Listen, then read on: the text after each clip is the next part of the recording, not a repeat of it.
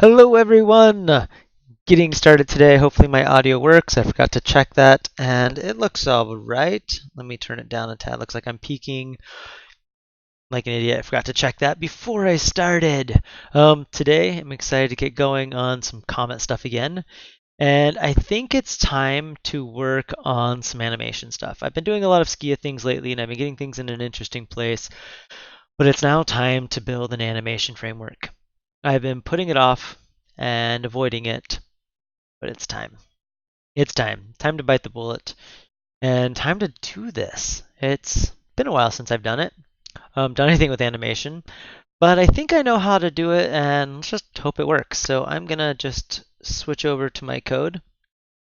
Hey, that worked too. I didn't check any of my setup like an idiot, just assumed it would work and luckily it did today. All right, so we'll create a new branch called animations and let's get started. So actually, before we jump in too much, I have a link or two we're going to bring over. There's a few things that we're going to reference just to get going. Hey, Honey Pop, welcome, welcome. And we're also going to just check out some of the easing stuff from forms. The reason is this is the hard part of animations, is getting these easings in and out. So if we can get those automatically, no complaints. No complaints at all. All right. I like these, and I think this will work. Double doubles, that should be fine using doubles. And also, we're probably not going to use a lot of their animation stuff, but it's just nice to have something to look at to really help and make sure I'm doing it right. All right, fun. All right, well, no more avoiding it. Might as well jump in and start building some animation stuff. I'm probably going to put this in its own folder just because to help. New folder.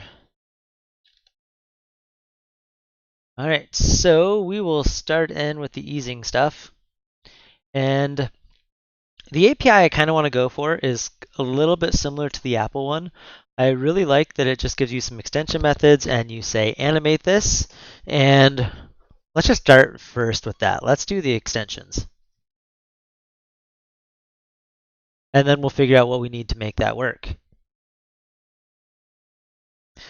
All right, so we're going to do the same thing we normally do in here where we do public static t animate. And here we'll say t, or this t, actually I did this wrong, put that in there, t view. And then we're going to need a few things. Typically, we're going to want the duration. And we're also going to want the easing stuff, which I haven't added yet. So let's add new file. Okay, this is going to informs the easing stuff is not, it's they do static stuff. Usually duration is optional. Yes, we will set that as a default. I completely agree. We're going to default that. We'll do that for sure. Question is with these being statics, if we follow this pattern, doing those as defaults is harder, which is kind of dumb. Well, I know what we'll do. We'll do one without. So since we can't do easing, and we'll deal with defaults. Completely agree. We'll get there. Action.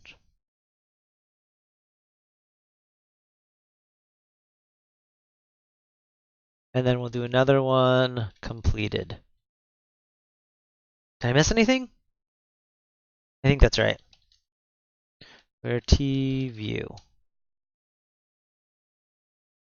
I think that covers all the things we need.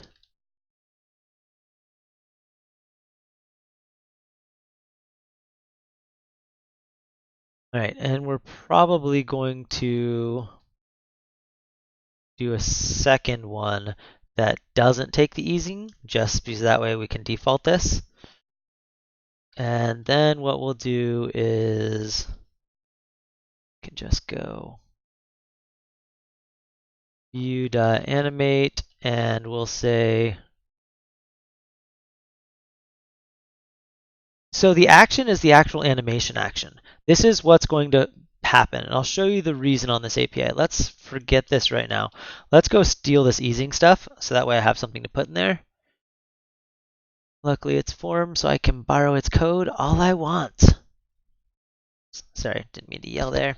Yeah, I like this API and I'll show you why I like it. And it's going to be a bit more work on me. I think it's a lot nicer than Xamarin Forms API. Yeah, I'm borrowing. I didn't write this animation code, but I helped write Xamarin Forms. There's a lot of it's my code. All right, so we have easing, and I used that here, right? Easing. So now we can do this. And here we'll just go view.animate, duration, and easing equals, I don't know, we'll do easing dot, what's the default typically? Isn't there, is it cubic out? We're gonna do cubic out. We can change that. I don't know if that's right.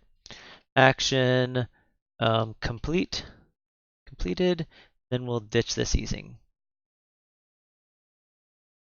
Put a semicolon there. Yes, yes. All right. So now right now there is, we're gonna have to delete the old animation stuff. It's there, but it's not right. It's not. So this is all done on the native side, which is cool and all, but it's not right. So let's find all references of this. There's already an animation extension in helpers. We are going to comment this stuff out because we're not doing it on the native side. Get that out. And I didn't like that API anyway. So the old one was something like this, right? Oh, delay. We do need a delay, don't we? That's interesting, whether or not it should repeat or not.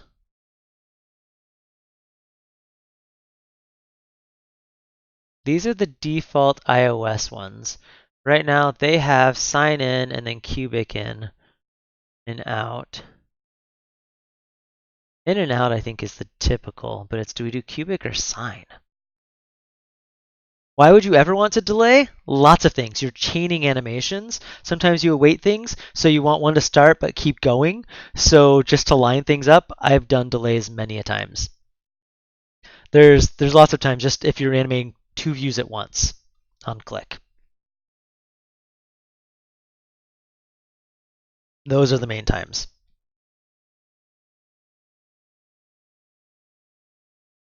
Or if you're doing something like fireworks or something where things are supposed to do it. Yeah. And you could just do an await and do it yourself, but delays are typical. Just to help guarantee they synchronize.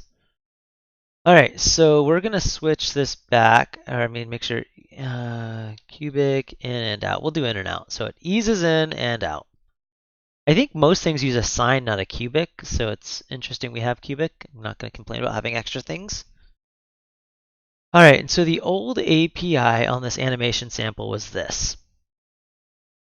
I don't like that. We are gonna change it, and I think you'll like the new API. Like I said, it's a bit more work. It's a bit more work. I'm just gonna delete it. All right. Default animations tend to be, I want to say is it half a second? What's the default on iOS? Let's Google that.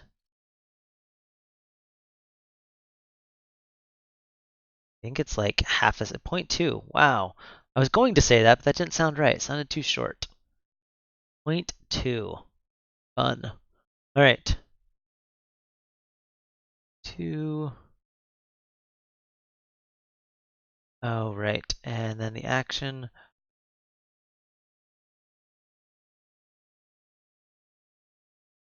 Actions required. Duration is not.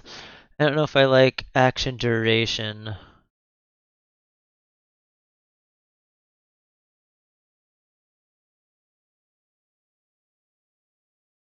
I know why it's complaining. That makes perfect sense.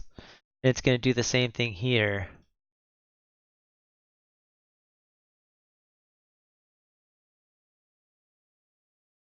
But we can't. You know what? We're just going to do it. We got to. C# restrictions. So we'll just do that. And we will move this to the back as well. Because it got to. Alright, then of course this is all like, no, out of order. Alright, so we're going with that.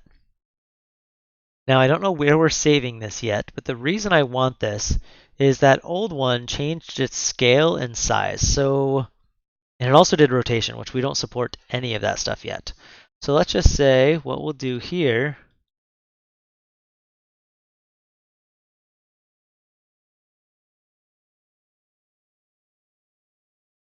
I'm trying to think this thing through. If you're going to animate something,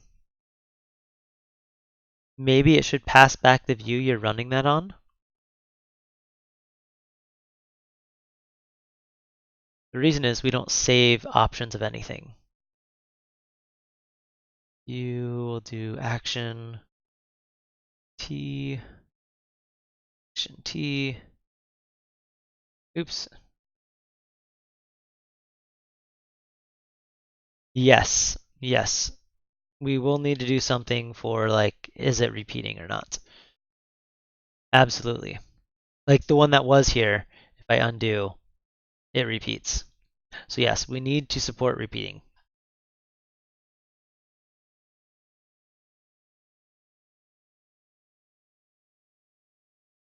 So for now, let's comment out what's here because we're gonna need, I just want it for reference. So for animate, we'll say text because that's what's getting animated. I don't know if I like that because typically this is, here's my dilemma. I don't want you to have to save off anything you're going to animate, and completed is going to be null by default.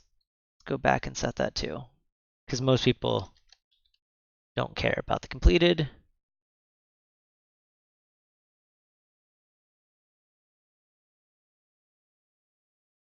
The other option would be to make this async and awaitable as well. So you can chain these things. I'm just trying to think the nested behavior of these.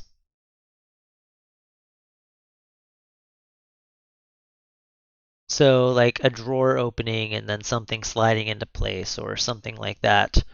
I'm just trying to think this through.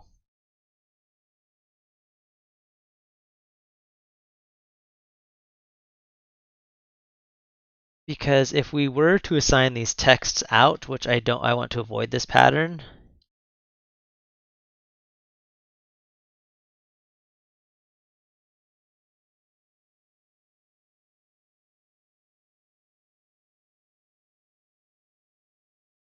We could do this and then we have animated text to deal with.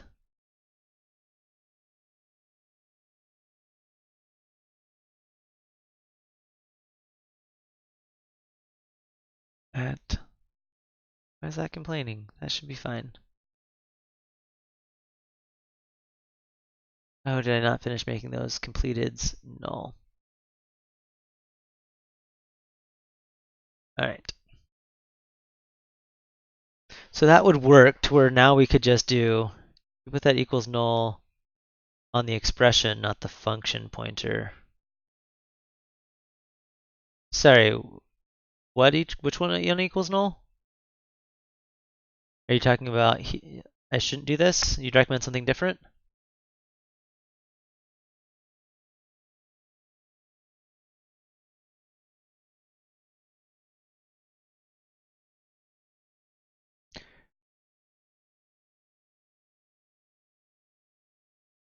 Okay, the first one has equals null.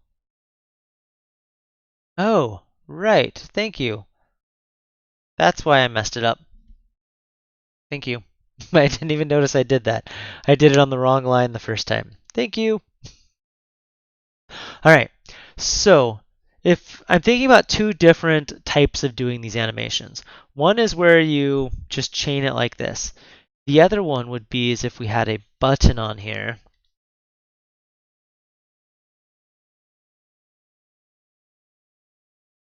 Now here, how do we do this animation? Because you're going to want to do that on click. You're not just going to be chaining these things. So you're going to want to do like view or view.animate or animation.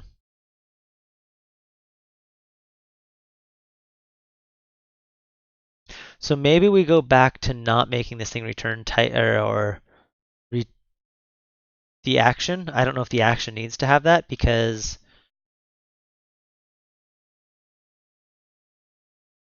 yeah, I think it'll be nicer having that. Because we need to be able to do the same thing here on view.animate. Do that. All right, so my plan on this is though, once we have this view.animate function, we should be able to just do text dot like text.frame equals and set a new rectangle. And we don't have scale yet, I don't believe. Yeah, we haven't done anything with scale or rotation yet. So that's going to need to be done as well. But once we do it this way, we should be able to just say like text.frame. Maybe we build scale in now. I wasn't ready to do scale.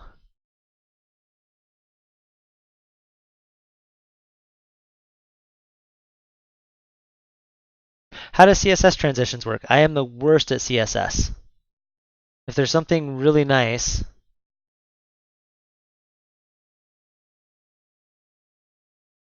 CSS transitions. If there's something better, I am totally fine with doing something better. If there's a recommended thing you guys think we should do.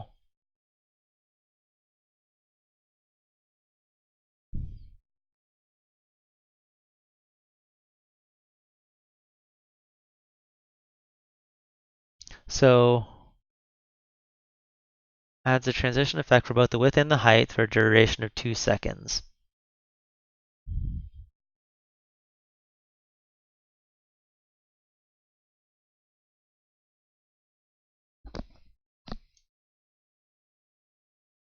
Correct. That's what I'm doing though. That is the plan right now. Yes. Yes. Yes. That is the plan. I didn't get to that yet. Yes. So we can do color. Color's an easy one to do right now. Why didn't I think of that? Let's do color. So let's do background color text dot background color dot blue. I love it. And we're going to change the duration to like 3 seconds, because of course that'll make it easier for us. Oh, if once I do that, it wants, and then completion, there we go. I thought it would let me do that. Named argument is used out of position, but is followed by an unnamed one. All right. Action. We'll just do that, then it'll be happy. Yeah, just name it. All right.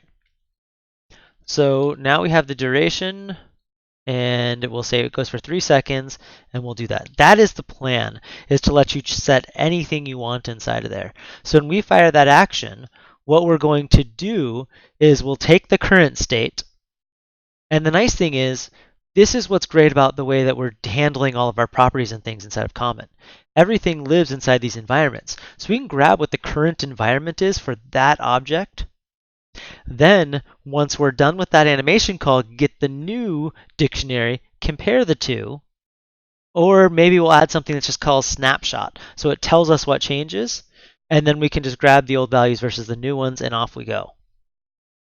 And at that point, anything that we know about, like a color, we know how to transition that color. That's easy because you just do alert between the the RBGA stuff, right? So things like that, any of the known data types, we can lerp between them and then just reset that environment variable as it's animating. Yes, so you should be able to animate anything. Everything lives in that thing except for frame. Frame's the only one that doesn't, so we'll have to listen for the frame changing. But that's easy enough. Yeah, I thought you'd like that. And I think maybe the buttons, like the text value, doesn't live there. So whatever that main property is for each object doesn't, but as long as we keep track of that. And that might be an excuse to move more things to the environment is for animation. Although I don't know how I'd lerp a text change. I mean, I guess you could just diff characters so it would show typing. I don't know. Don't know why you do that though. But we should even be able to, I'm not sure. So all we'd have to do is write some sort of the lerping function for each thing. So like lerping a shape is going to be tricky because what if it adds points, remove points? I don't know. But once that's written, it should just work. And then however the shape or wherever the shape is used, we can now do that transition. Like I said, we'll start with color because color will be easy.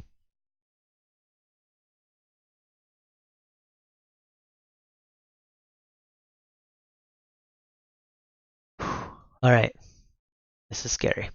Time to actually start filling this thing out.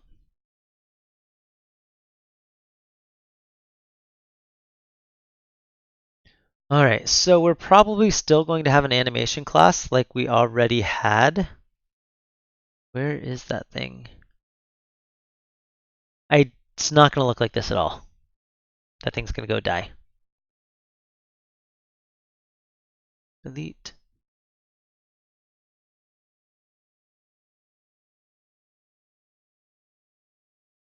All right, so let's build this thing, and it's not going to build because I just deleted stuff because I just removed some of the old animation stuff. The old animation stuff was a good first attempt. It used the native animation framework, which is great and will work for some things, but the moment we start trying to animate Skia, we can't rely on native because there is no native, depending. What if you're running that on Linux or a Raspberry Pi? Then we have no native. What in the world? Why is this complaining? What's my hotkey for that? Oh, I don't have.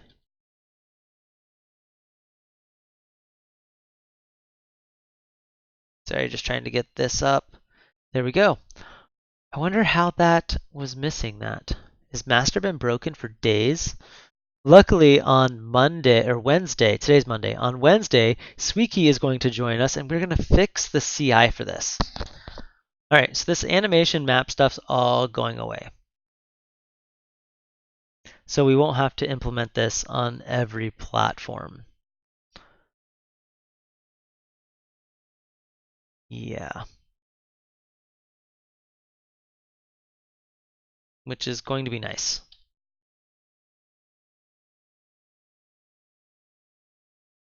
Delete that. Okay, so we have that, we have that. It's going to also, iOS is going to complain. We're going to clean up iOS. We'll get this animation stuff working. Hopefully we can get it working today. It shouldn't be too bad to get animations working today. We might actually borrow more of Xamarin Forms code. We might look at their animation class because it might be more of what we want.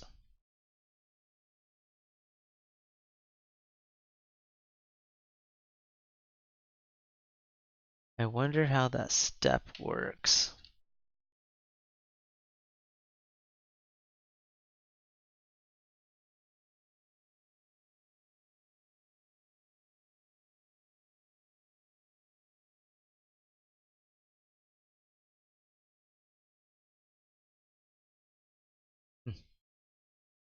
And I wonder if someone does something weird to where they call two different view.animates and use different properties on the same view. Maybe we'll make it to where you can't animate the same view twice, because that could get crazy and just jumping around. They do the same property in each. All right, let's remove this, because all of this is invalid now. Done. And let's go up here. All right, so we're probably going to allow you to hook into the native stuff for like the CA display link. I can never remember how this thing works. It's been a long time since I've done it. But with CA display link, we can actually tie into the refresh rate of the monitor. So we're not animating too fast or too slow, which is really nice. You can control the display's frame rate, which is kind of nice. So we're probably just going to hook into this. So we're going to have two different ways to do this animation and stepping through. One will be we'll have a built-in if the platform doesn't override it. So that way we'll just set it. You can set what the desired frame rate will be, 60 frames per second or whatever, 120 depending, whatever. And then we can actually hook into the display link on each platform based on that as well, or just let the default display link deal with it, and that'll work for Mac and Android, iOS. And then I think we have something the same thing on Android. Actually, on Mono Game, I thought we just did a division on Mono Game for the game loop. I don't know. It's all right. We're gonna get to tie into the threading stuff on this. Also exciting. All right, I think I'm going to borrow Forms' animation thing as well.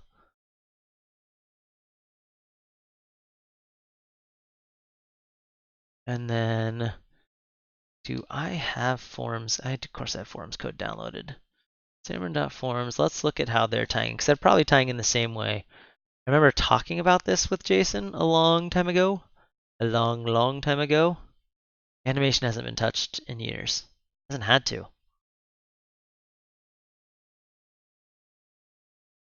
There's the GTK one. Interesting, there's different things on GTK. All right, yeah, see a display link ticker. I knew that would be there. So the ticker takes in, does the actions based on the time, just fires them off. Oh, that's so awesome. All right, and then that is going to be used somewhere. Probably something uses the ticker. Ooh, lots of Java stuff in there. And then there's an Android ticker. And on Android, yeah, they're not tying in the display link at all. They're just doing it themselves. There's a value animator. Forms, there might be ticker. That default ticker. Let's look at the actual ticker class. We might be doing something very similar to this, except I want the way, just on how it works, but I want to make what we do under the hood and coming up with those values for you a lot nicer than what Forms does. All right, ticker, stopwatch, timeouts, system enabled. Oh, so they can turn it on and off. That makes sense. Look static ticker.default. Insert, remove, send signals. Nothing too fancy. Very similar to what I was thinking. If we're doing, we might borrow this stuff though, because why not?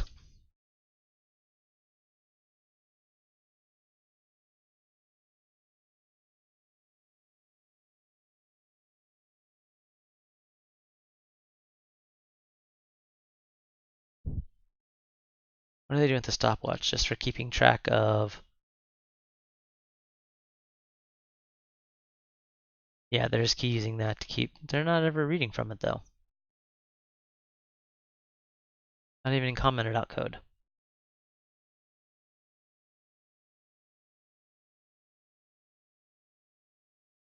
Hmm. Yeah, so basically what the animation thing's going to do is we're going to throw it into this queue. It's just going to fire them on every tick. The animations need to keep track of when they started and when they're supposed to stop. So they need to have the duration, is which we're getting that. They need to keep track of what percent they are through it. So that way when we go and we fire this update for each of those steps, we're going to have this update where we set the value of whatever into the environment.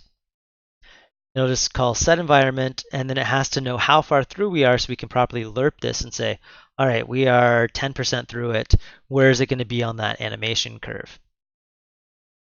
Actually, color change will be linear. Right now, I think we're just using the default. Oh. Debating how much forms code to use or how much to start from scratch. I do like the animation thing, I think.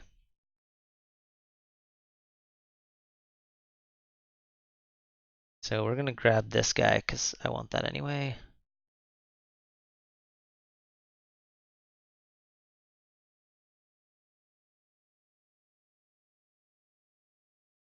Just grab it all.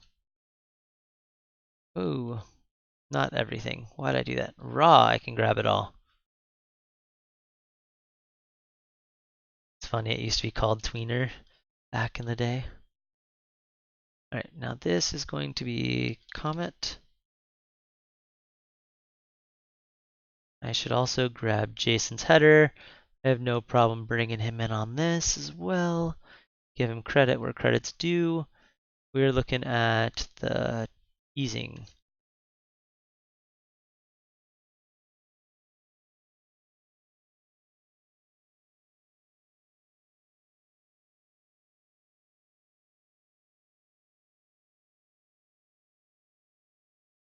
Why, hello, Matt. Welcome. Yes, and I'm working on animation today. I want to get animation done so that way I can start doing some fancier things with Skia. And we're using some of Xamarin Forms as animation. Take that, Jason. Your name's in here.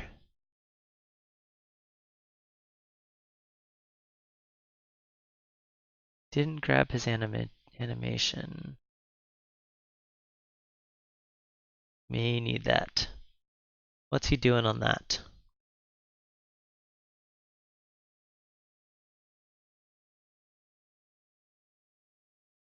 Actually, I don't know if we need some of this stuff.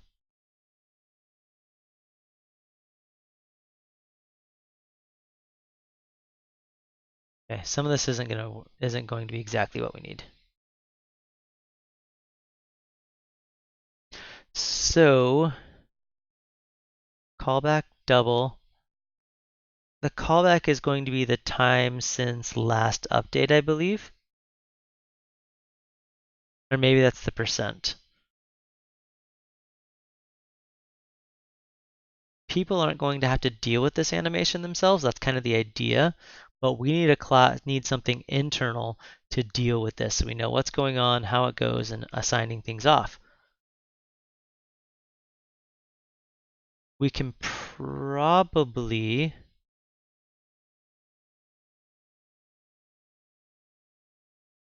maybe. I have the header and stuff.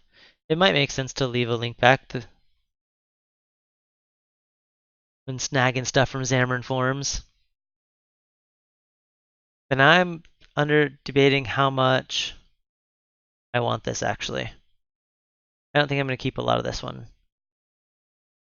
Because like I said, I need a class to keep track of what the animation itself and what we have to do.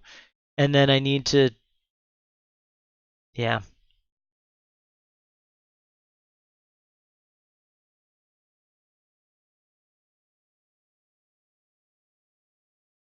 That stuff I need and like.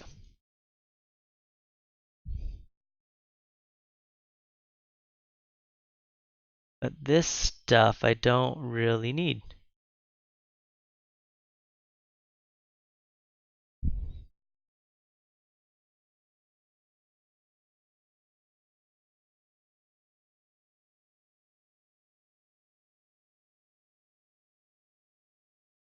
That makes sense.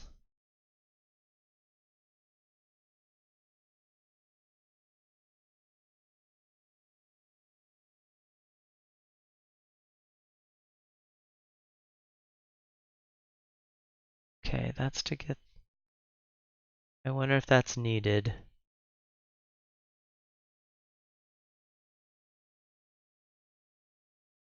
I'm sure there was a reason for all this stuff, but I don't know if I need to. insert.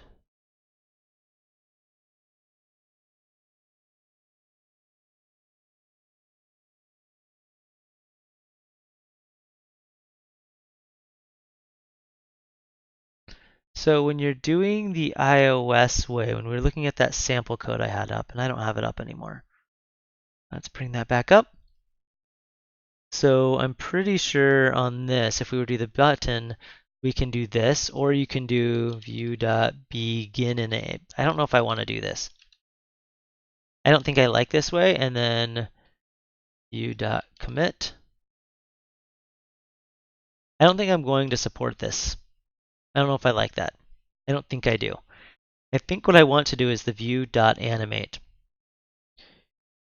And then we'll call that animation action, and we're going to solve what's inside of there. Just like we'll do on this. Yeah, we're going to do the callback. I mean, it matches this API anyway. So I think we're just going to do something like this, where we can say, okay, on this one, we're animating from the start. Just always animate it. We need a way to repeat, so we don't have repeats yet. Maybe we just throw that into here.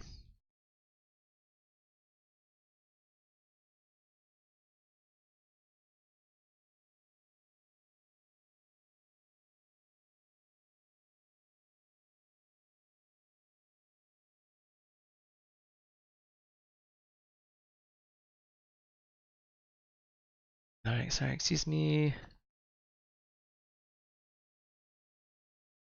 Why is that complaining? Oh, did those out of order. Excuse me. All right, do this.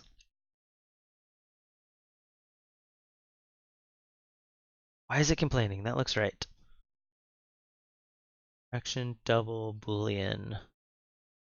Oh, because there's a comma there. All right, that looks nice. So now we'll keep track of whether it animate or whether it repeats or not. Um,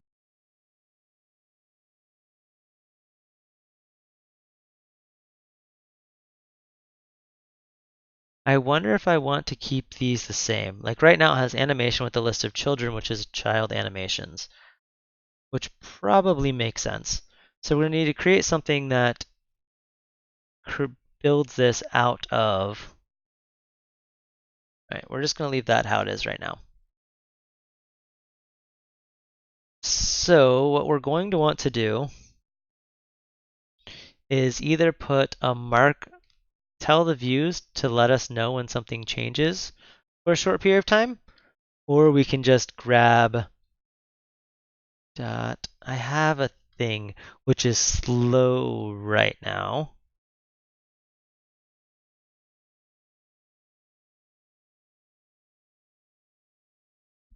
I wonder if we build in a thing that says, hey, watch what's happening during this using thing. So we can do something like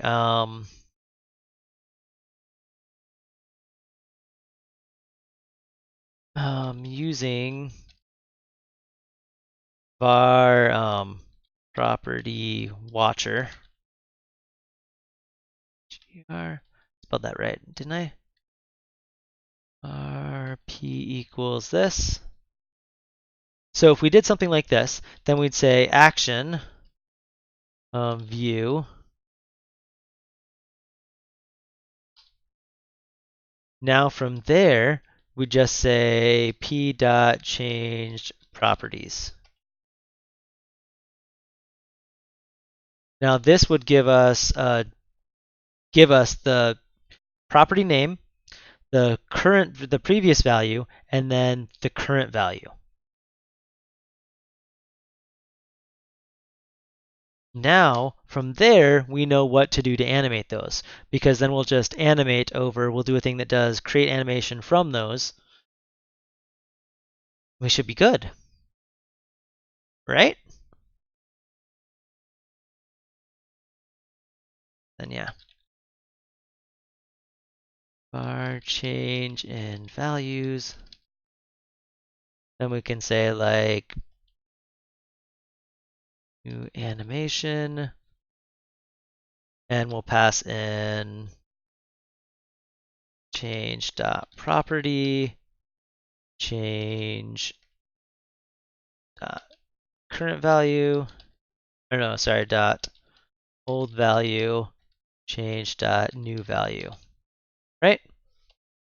Add those to the animation and then run it. And I think that would let us animate pretty much anything as long as we teach Comet how to tween between the two. And we can probably do something that we allow other people to register so they can register their own tweeners for those things.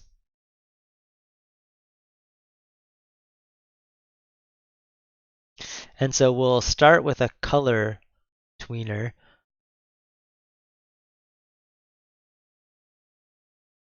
And that would let us do, yeah, I'm liking this. And I'll probably have to do property watcher view.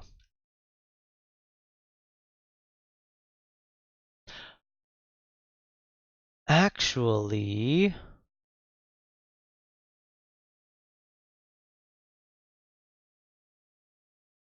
let's go look at environment aware object because that is what deals with all this. I'm pretty sure environment data for each of these has a changed.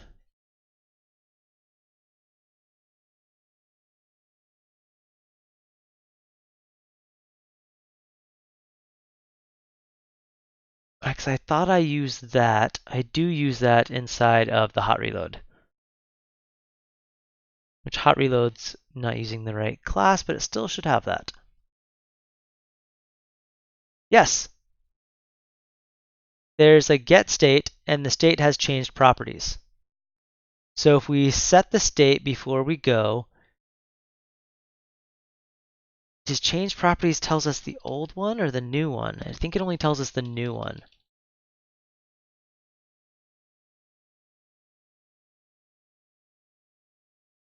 Update value. Let's make this to where it has a tuple of the old value and the new value.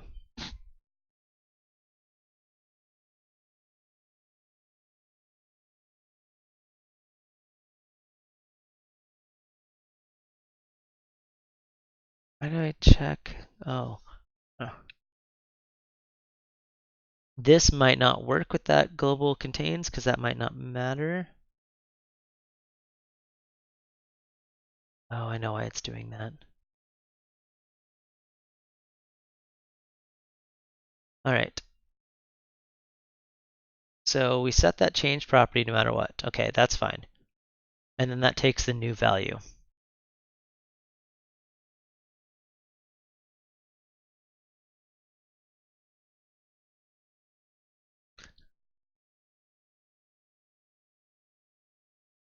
Perfect. Perfect. Actually, let's do this right. We'll do dun,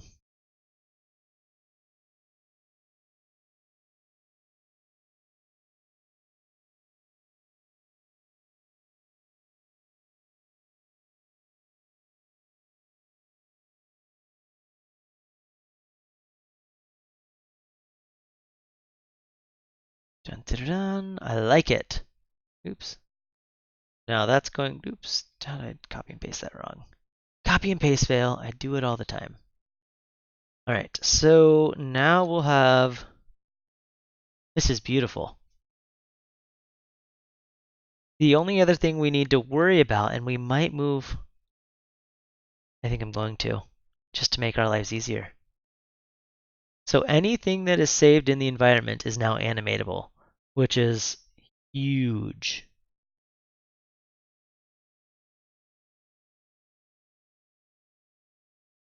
And uses less memory. Dun, dun, dun. So we're probably going to move.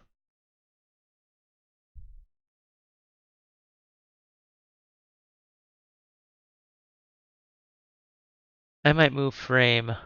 For now, we're just going to account for frame, but this is a good reason to move frame over. All right.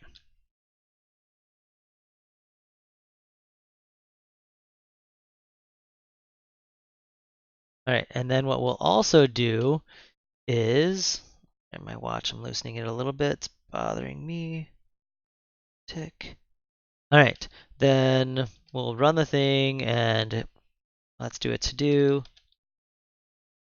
Now we don't even need this using thing because we can just ask it. All right, to do.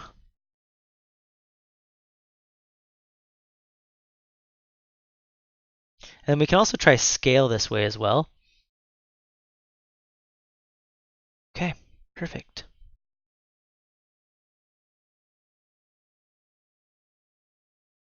So now what we'll do is,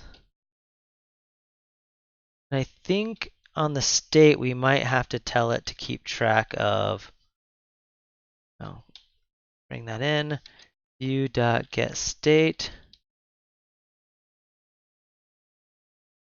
All right.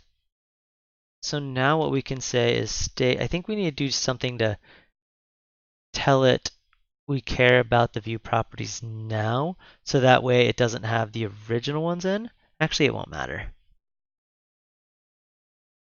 because they'll be overwritten. Then we can just say state.changed properties.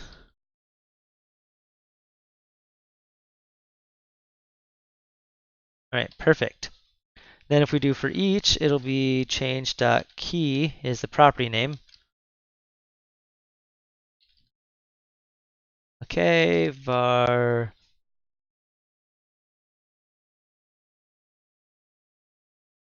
We'll say, we can just do var. I don't like that.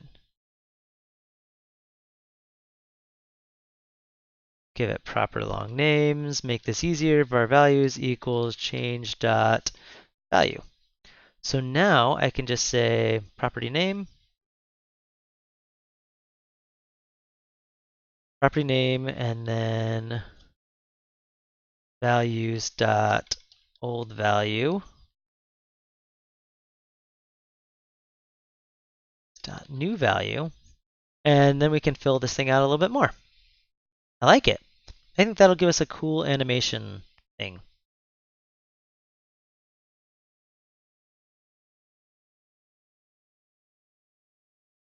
All right, yeah. And we probably need to do where if values dot new value equals, just in case.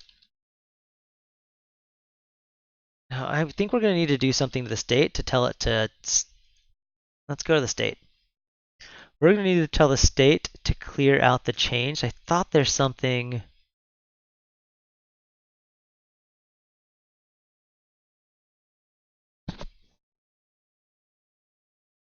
All right, we're going to tell this to reset because we don't want old data. All right, so what if we want to do this without any data loss on what's in the change dictionary?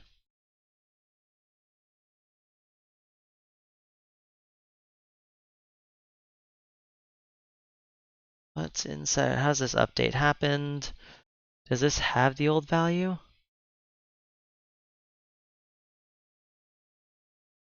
No.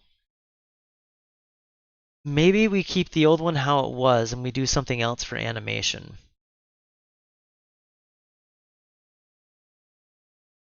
Let's undo this really quick. Sorry, me and my fickleness. All right. So what if we do something that gets cleared out?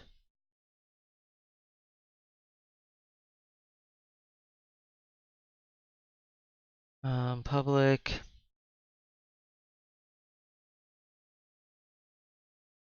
For now, we'll just do void start.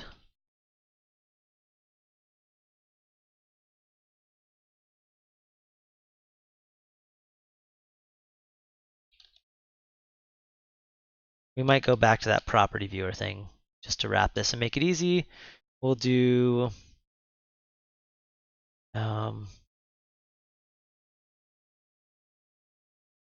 dictionary string, and then we'll do the same thing again inside of here. We'll do object old value, object new value. Okay.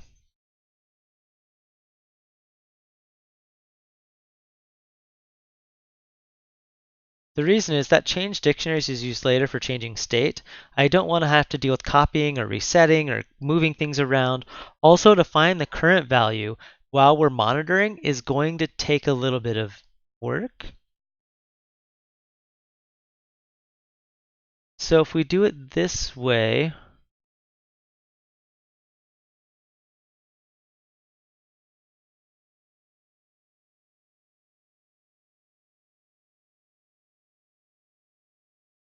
does state ever pass itself? It doesn't even pass the view in. Yeah, because states use it for all the binding stuff. All of that, I mean the current stuff.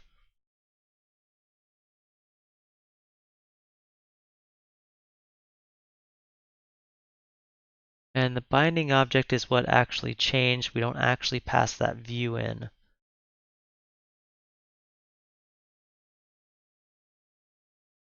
All right, we might be changing this as well.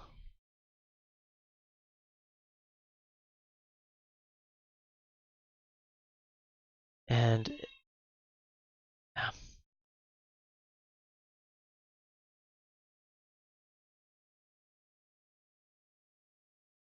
because we're going to need that to look this thing up.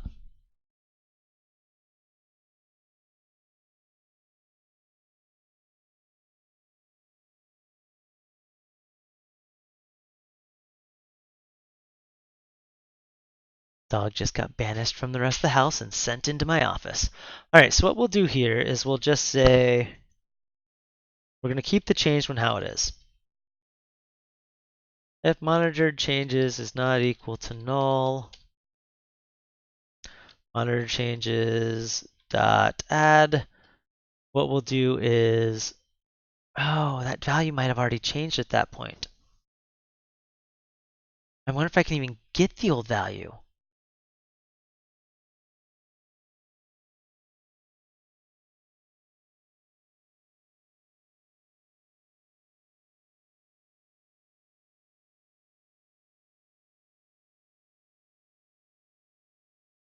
I don't know if I'm going to have the original value. I don't know if this is going to work at all like I want.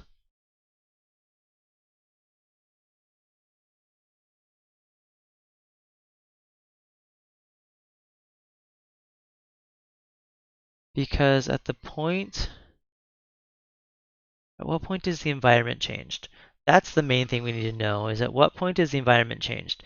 If we're doing this before the environment changed,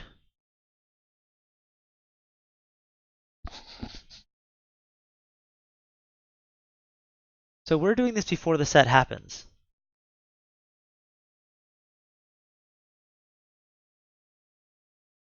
When does this get written to the environment?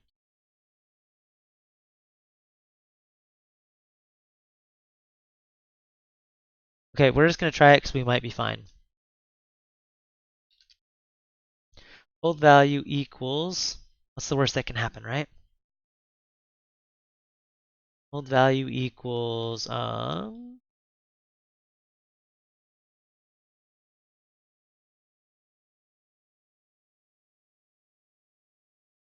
actually that property that changed isn't going to tell us.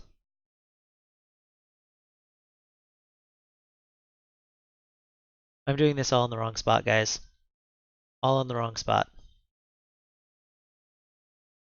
We don't care about it at the state. The state is the wrong place. Yes, the state has that, but since we're not using it, since it doesn't apply to what we're trying to do, I'm doing that in the wrong place. Sorry guys, we're digging into some deep stuff, and hopefully I'm not losing anyone. Maybe this is interesting to you guys, maybe not, I sure hope so. What happens is when the state has stuff that changes, let's jump into the state. I mean the environment.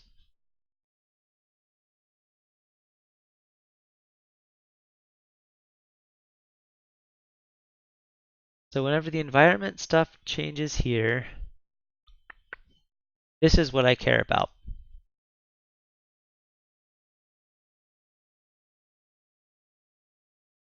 And I'll have everything I need. So what we'll do here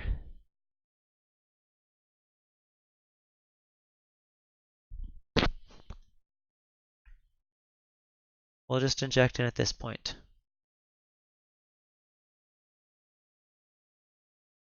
All right, and this is fine. This actually works because this will work for shape stuff as well.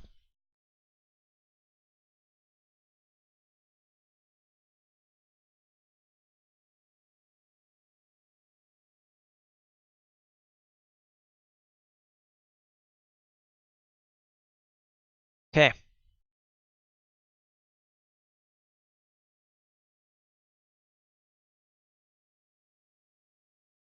What views do I... This needs to be static because I need to statically be monitoring so I know every view which changed.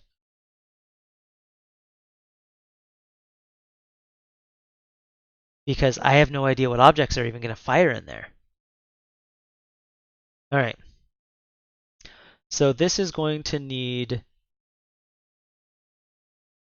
one dictionary.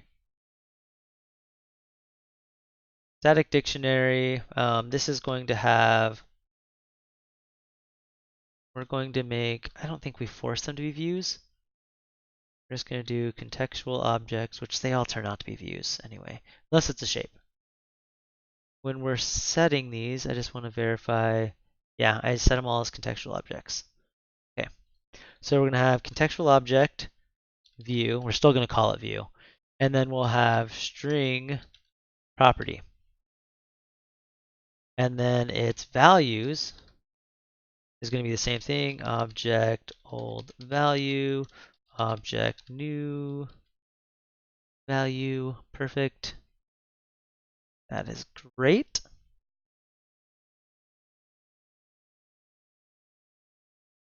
Anything else I need to do with that? I don't think so.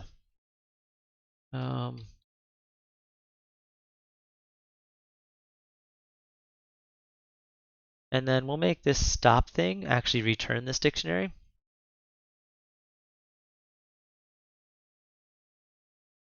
And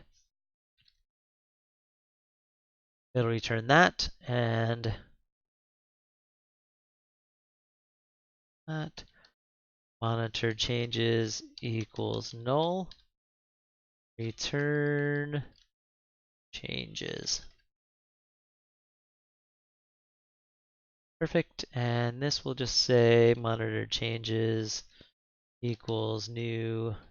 Let it fill itself out. We are going to end. Let's just set this to null like I should have. Not used to doing that, but I should.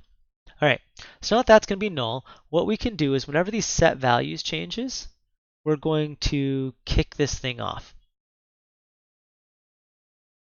All right, we're going to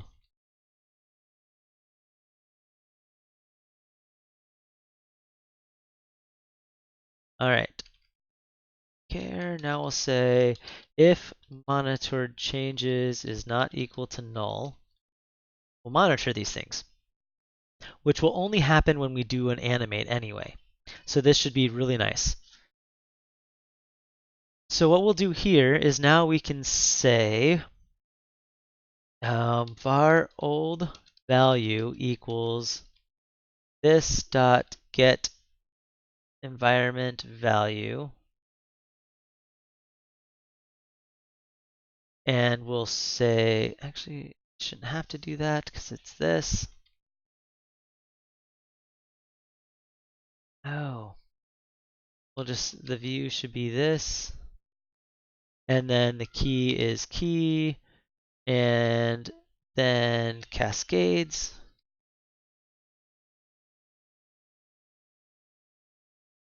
Why does that have to be a view when I get that out?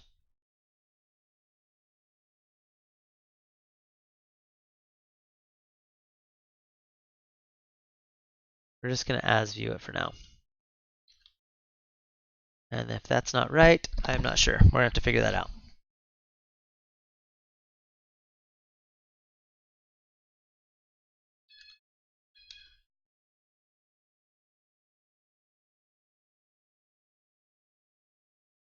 And I think the get, oh, because it goes back to the parents. If it is a shape, do we have this thing have a view on it? Can't remember if we allow that. This dot, no. We might have to do something for shapes to make this thing work. So when shapes change, we get that. All right, so now we have the old value. So we can say monitored changes, this comma key equals old value, value. So we're only monitoring this if we care, hopefully. Let's hope I don't have a bug in that. Now we can jump into our animation stuff, and we'll just say, instead of state,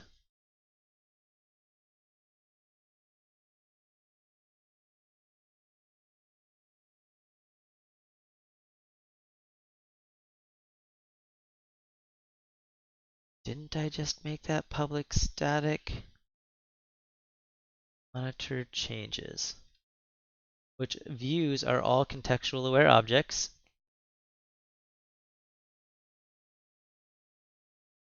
For T is view.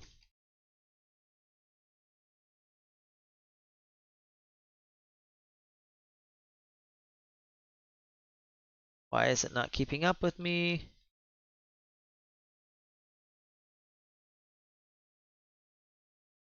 And this will be, instead of that, it'll be the stop.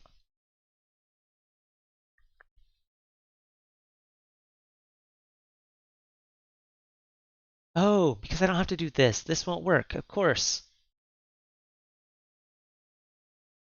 Textual object dot start. Right. Since it's global, we don't use the keyword of it. All right, perfect. So now that should actually give us what we need.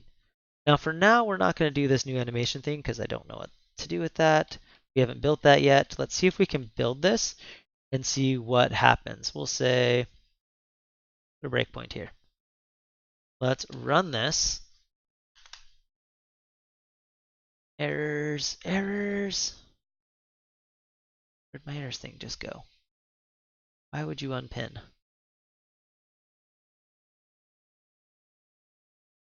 Is never assigned. So we have warnings set high.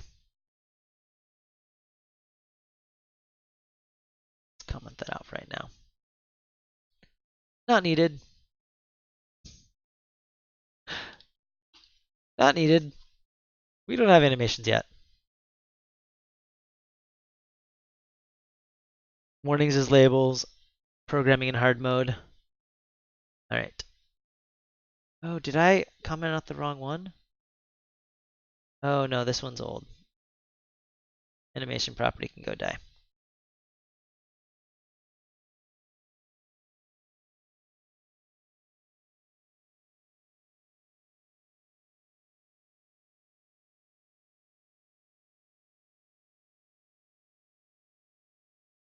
And then this also works like we did that as a static.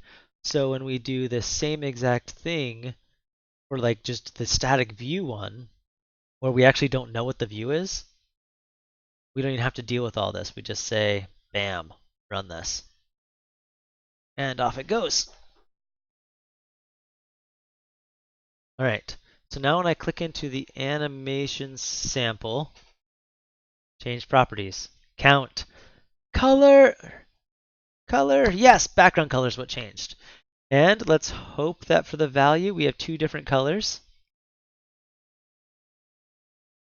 We do. Yes, that worked. Super exciting. So now let's just create our own animation class because I don't feel like fixing this thing. It was fun while it lasted. Now let's do namespace, Comet. All right. Because ours is going to be a little bit different anyway, because we want to alert between two properties. Actually, will his be useful? Beating myself up over this. Oh, I had easing up already. Animation. I don't think so. So they have this transform thing, which start end.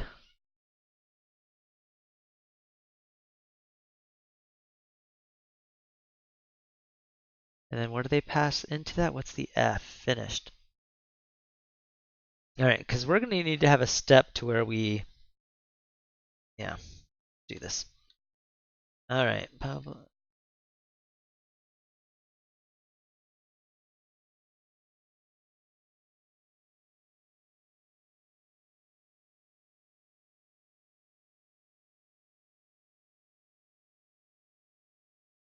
need easing stuff. We're going to need public.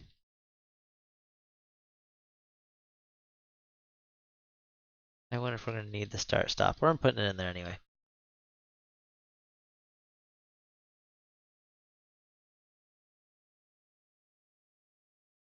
All right, oh, forgot a semicolon. Put that in there so we have stop start, public, double duration. Equals 0. And we may not fill it out this way anyway. I might force you through it. The main thing that it's going to need to have on here now, though, is the function that has the two values that alert between them.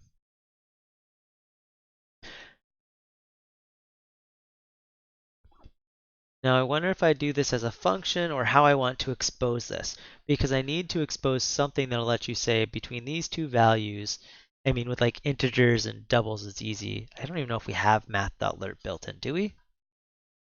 It's all right, we have the easing stuff, and the easing stuff will take care of that anyway. The tweening on that should, because we just pass in the two. Let me go look at that. Make sure that easing has exactly what we need. So with this, I should be able to say easing between the two values. No, that's to create one. And then I say ease double, and it's going to actually ease them for us, which is right. So this is based off the durations. Easing function.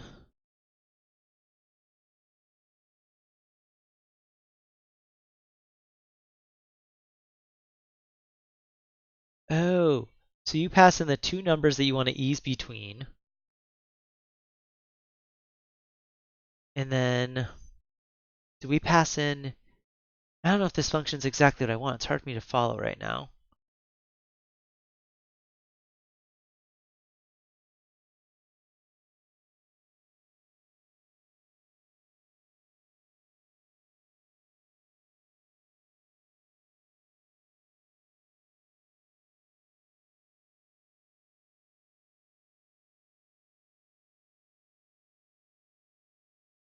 Yeah, linear means it's whatever's going to come out is going to come in. No, doesn't mean, right. The easing's going to tell me what multiplier to put on it. Is that what it's going to do? I'm trying to remember on this because this is, I want something simpler to where I say these are the two values, this is the percent, here's the easing, and it just spits it out for me. That's what I'm going to build, but I need to build that now.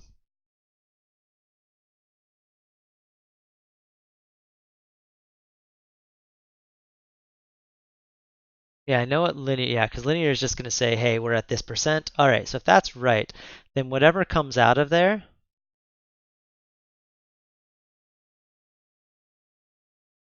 yes, okay, I get it. Right, so this is just going to say where we should be at based on the percent. Right, right, right. All right, I think I understand what we do on there. Thank you. Thank you, David. Thanks for hanging out in here. Very useful, very useful. All right, so let's just do this in our animation extension right now. So, oh, sorry, we'll go back to this class. So we have this. We have our easing function. Easy enough. And then we'll just say public void tick. And this tick, what it will say is basically all it cares about is the percent finished, right?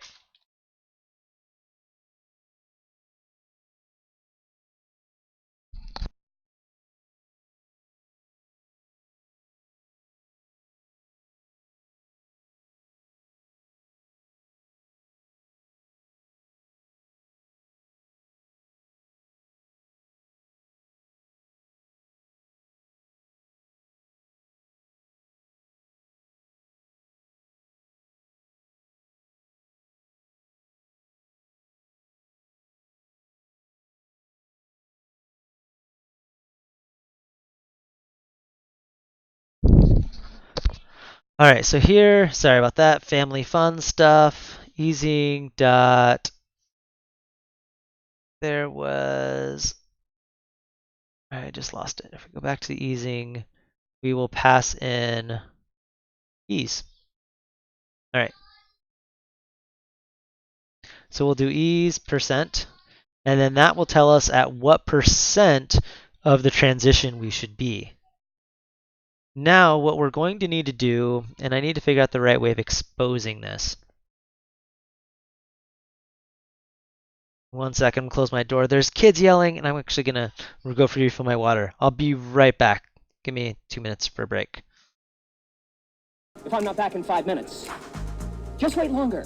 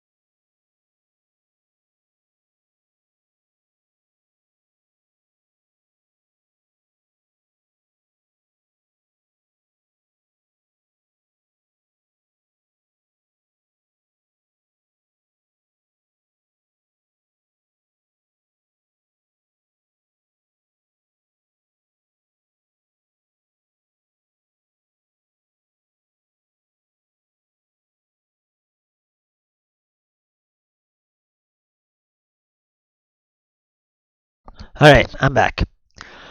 Okay, so looking at this, now that we have that percent, we know how much it changed. We need to have something to say how to translate those things. So for now, I'm just going to add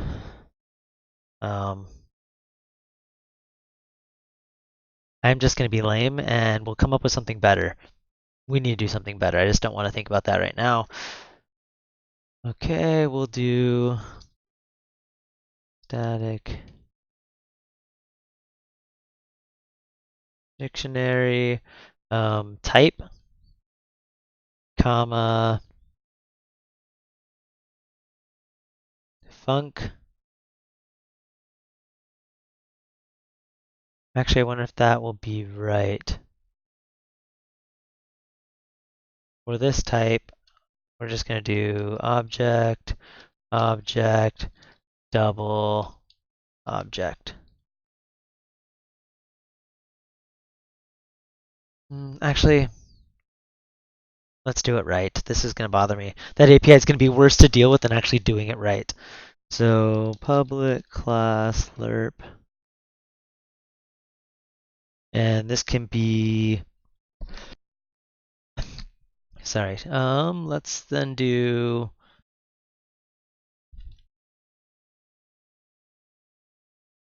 lerp t. Uh, yes, animation could be generic, and then we do. Trying to think how that would look, because we could tell it what you're saying. Just tell it what the lerper is. I was thinking just give it a lookup. That way we don't have to think about things. So we'll register the lerp stuff. Yes, that's basically what I'm about to add. Yeah,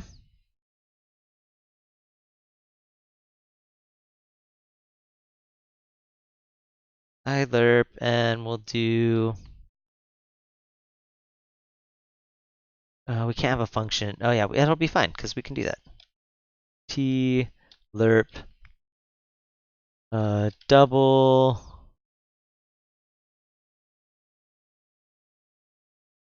T. No, I do have to do. All right, T, and then. All right. The thing is with the animation, I don't know. I mean, I could make it to where you have to pass that in, but the idea here is that I don't want you to have to think about that.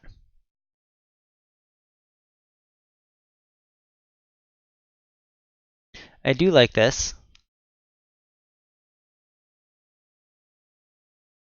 Actually, I don't even need that then if we're doing that. Actually, I'm not going to be able to cast this down to type T though. The moment you start doing stuff with type T, it really makes things difficult. Because I'm not going to know what those are. So to then, I mean, I'd have to do an animation of type T at that point. And I just don't know what those are going to be yet, because I'm going to be getting back object, object, object. All right, I think I'm going to undo this. We'll just comment that out, because I might be able to make that work, but I'm trying to, that's,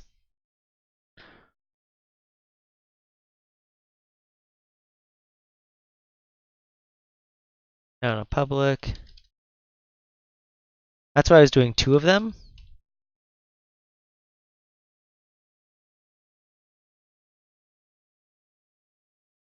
Lerp T, just to make it easier on myself. Because at this point, I can have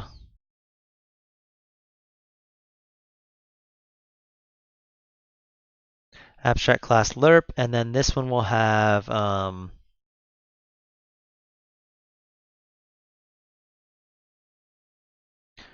no, we'll do public abstract object. I can't call it that. Wait, can you? Yeah, you can't do lerp.lerp, can I? It's gonna complain about that. Yes, that's sad. That would be nice.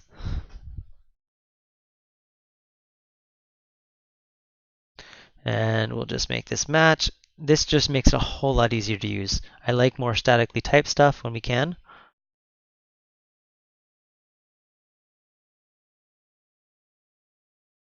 No, it's not the most important thing. If it's an object, I could just do a case statement that lets you just switch through it. But yes, it saves you a cast. That's the main thing. So I'm not sure if it's even required. It the generic stuff just throws in a ton of headache though when you're trying to actually use it, because you can't cast to just lerp type T without knowing what the types are.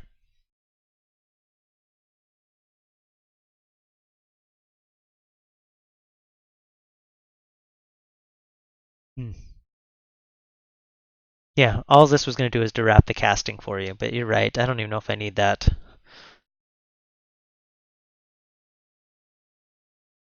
Double.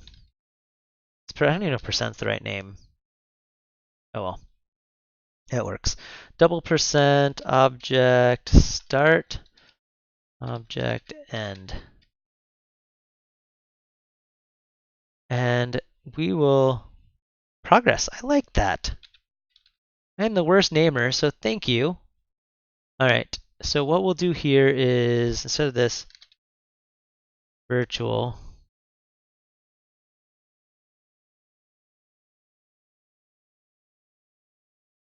all right, now I like the idea of doing public static dictionary.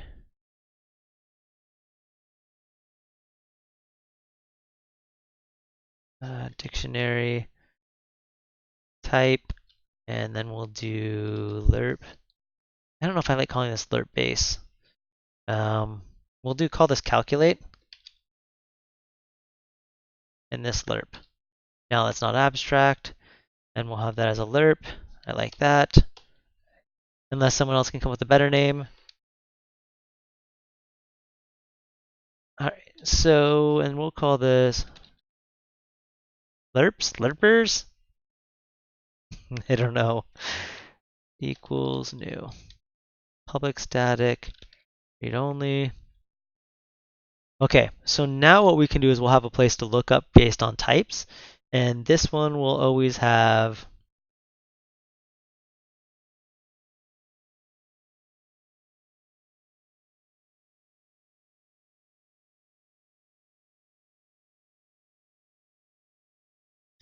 the reason I think this is that we can make some of these more efficient since I don't want this to ever be slowed down, so we don't always have to go through a big switch statement. Equals new lerp. All right.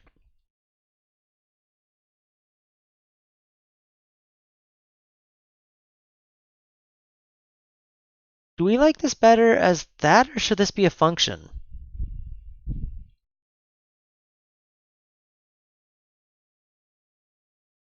Let me show you what I'm thinking. Instead of doing that, oops, let's go back. Instead of doing this, func,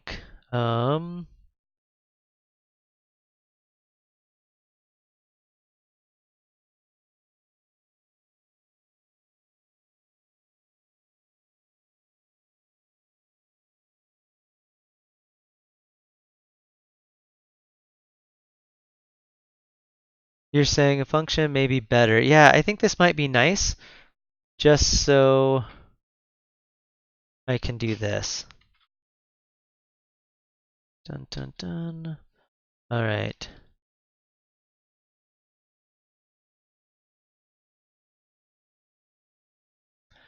All right, so now that we have that, sorry, I have a little midget coming to visit me.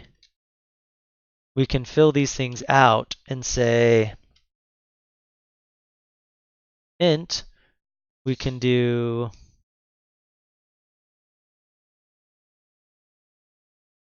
calculate equals, or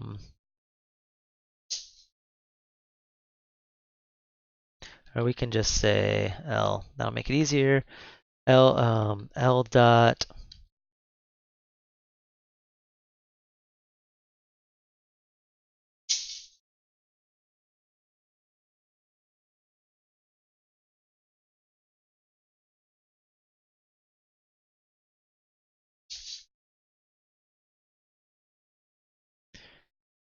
L dot end. And then what we'll do is we'll return the order of the func is wrong. No, func, the last thing is always the return value.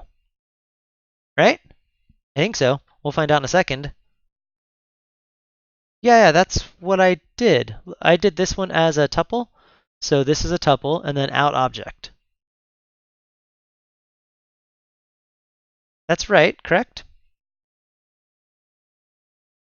because tuple and then object.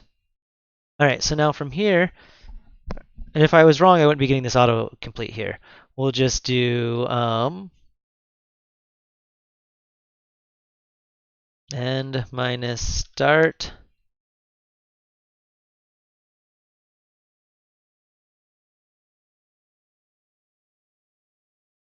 Yeah, I love those little things. Times L dot progress.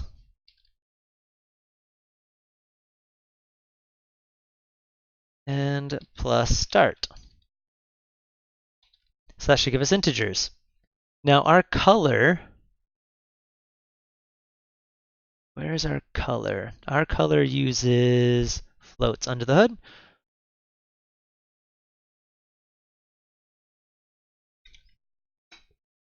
All right. So now we can do one.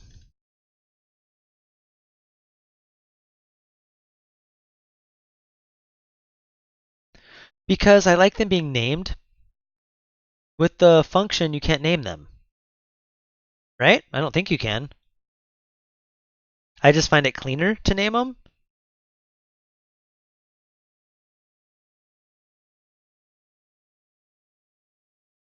Is my logic right? I think it is. Mentally, I was doing it to make it right. End minus start, so we know the distance. I mean, I could absolute that thing, but I don't think I should. Plus the start. Yeah, I could create a custom delegate type, but I'm lazy. I can just do. Now that we have tuples, I'm so lazy. Yes, I'm glad all of you verified that because I think it's right. Now we're basically going to mimic that same thing across the board for floats and doubles. We're all going to do the same thing. And it feels dirty just copying this, but I think that's right. Is there a better way to do that with math without having to cast? I mean, I could cast them all to doubles and then back to int for like the integer one, and then use the same thing. That just looks funny repeating those over and over again. But I think I'll take less of a hit doing it this way. All right, so now let's do color.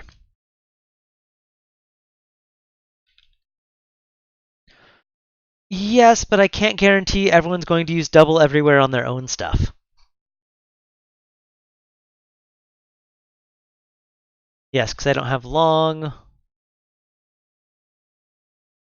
decimal. Do I need? Yes, I probably need to deal with decimal. This is getting ridiculous. This is why the typed would have been nice, because then I wouldn't have had this, and I could just literally copy and paste it and change the two inputs.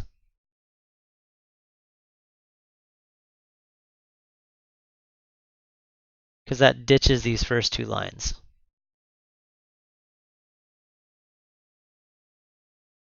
I shouldn't need integer. I feel wrong not having it though.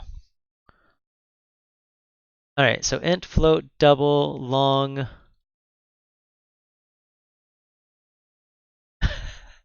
I'm not dealing with SQL types. This is .NET types. This is why anybody can come in here and add their own. That's why I specifically did it that way.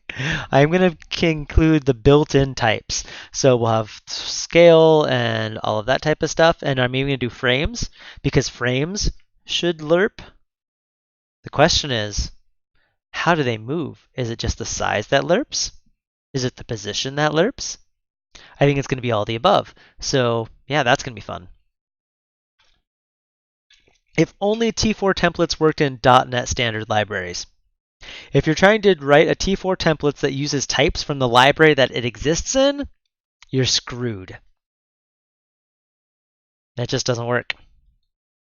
All right, so we're going to do this one for color. And color is going to be fun.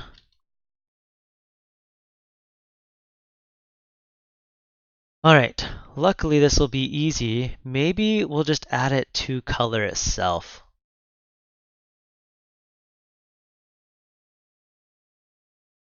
I think I'm going to. public color lerp. Or I can do it as an extension method. We'll do it as an extension method because it is only need for the animation stuff.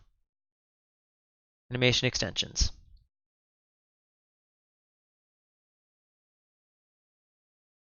Public static color lerp. This color double progress color. We'll call this end color. All right, perfect. They all implicit cast to double without any issue. So it's all but decimal. Thank you. Thank you, Matt. Now we can clean that up a lot. So we're still going to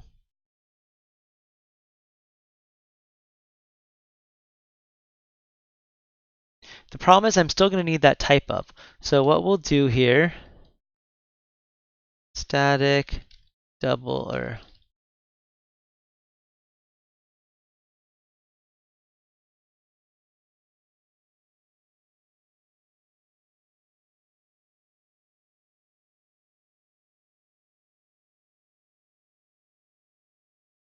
so that way we can still register them all fine.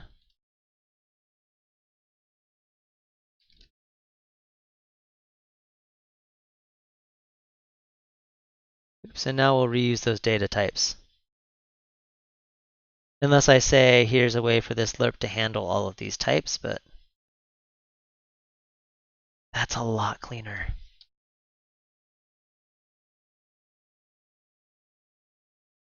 The animation's not going to run a because we can cache the lerp. I don't think we're going to have to do the dictionary lookup 1,000 times a second. We shouldn't. Right? There's no reason to. This is only going to run once at the beginning when we start the animation. The thing is, the only reason I have the dictionary one, oops, not that one's not going to get, is maybe we can do an interface. Oh, no, the thing is, I want you to be able to extend this. So I still need decimal. Let me undo a bit.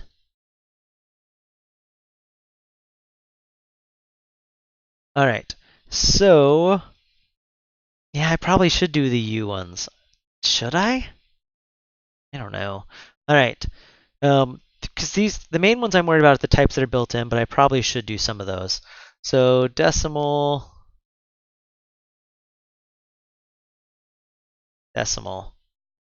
Oh, and I lost long by doing that. Equals double lerp. Now we have decimal. Do you really think we need? What's this complaining about?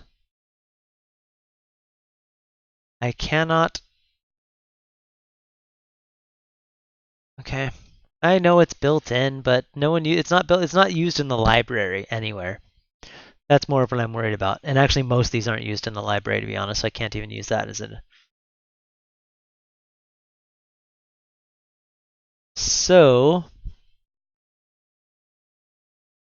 then I run into the whole progress thing anyway. I'm going to have to cast.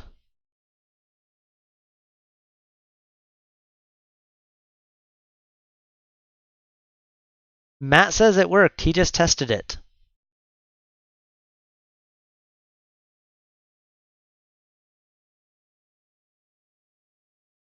He said it worked.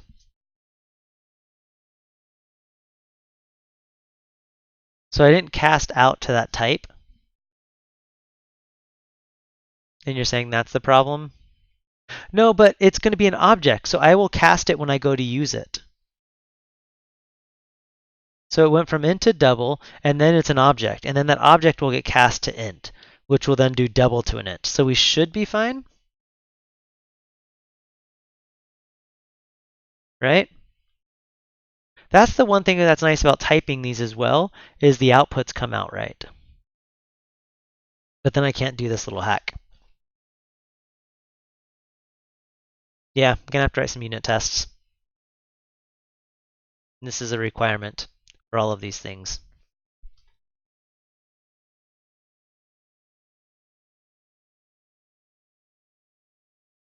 All right, so lerp returns an object. So I think I'll be fine. Oh, I see what you're saying.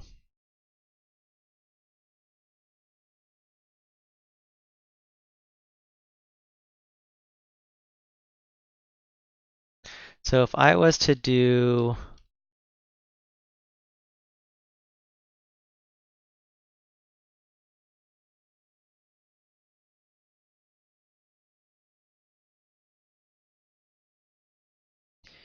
t, all right, so if I was to do this,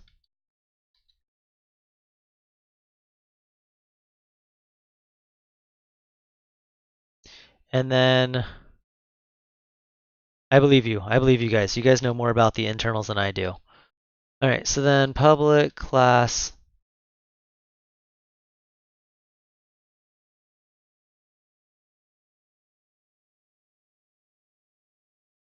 double lerp.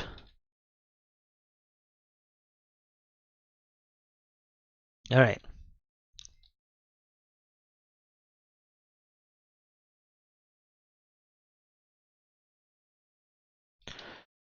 And then I say calculate equals this.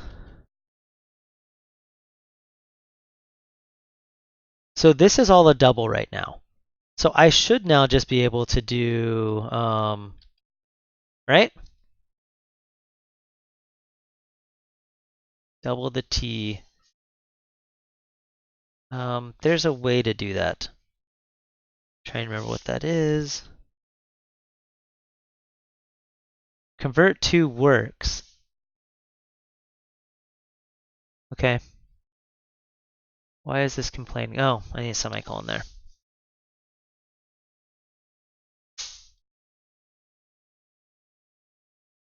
Now return, convert.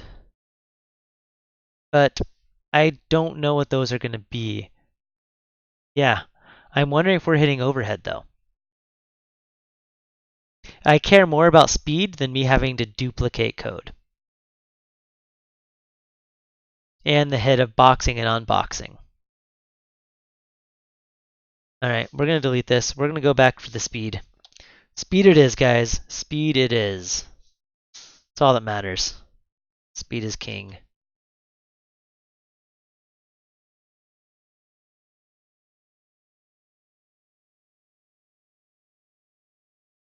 That's right. Went full circle on this thing.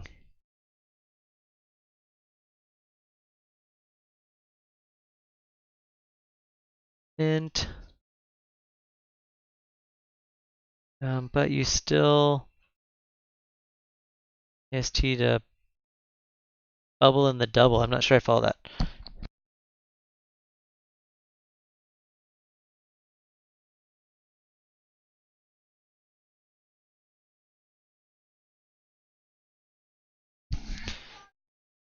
What? After? Yes. I'm being asked to set up more Christmas lights.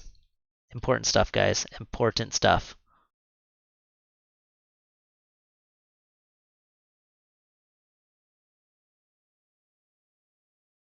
So you're thinking that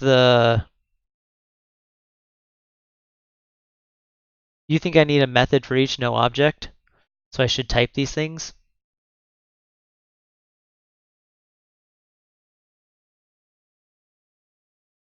The problem with that is executing it.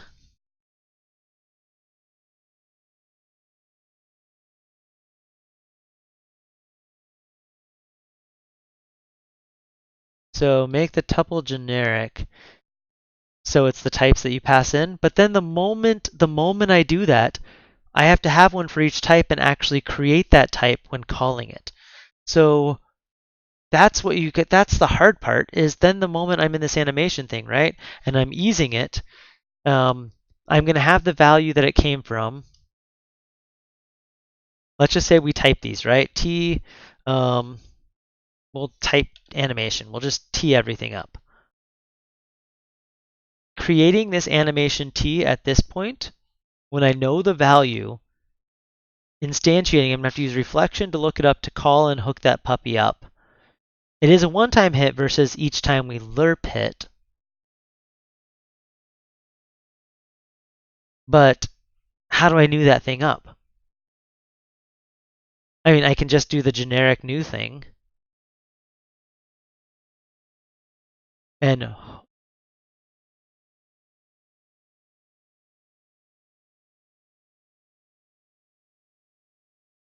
and realistically, I shouldn't be using a dictionary. I should use the registrar because it deals with looking up through base types.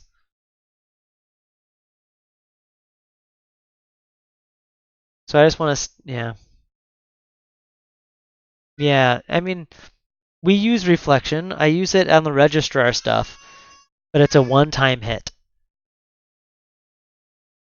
I don't know where the charge. You guys broke the charger for it. I have to get you a different cord right now. Go play the super. If she can plug it into her computer charger, that's fine.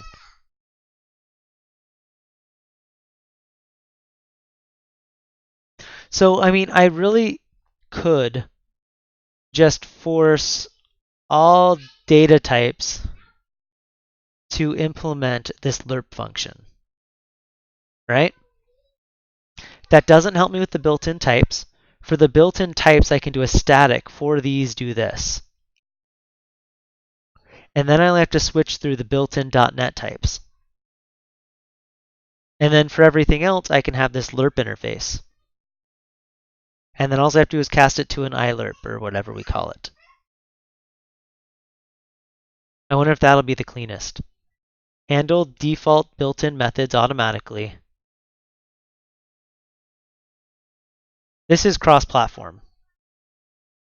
I'm doing this 100% cross-platform. It's not platform specific at all right now. If I was doing just iOS, it'd be easy. I would have left similar code to what I already had. Yeah, maybe that's what we do. Maybe we add a lerp interface and I handle the built-in data types.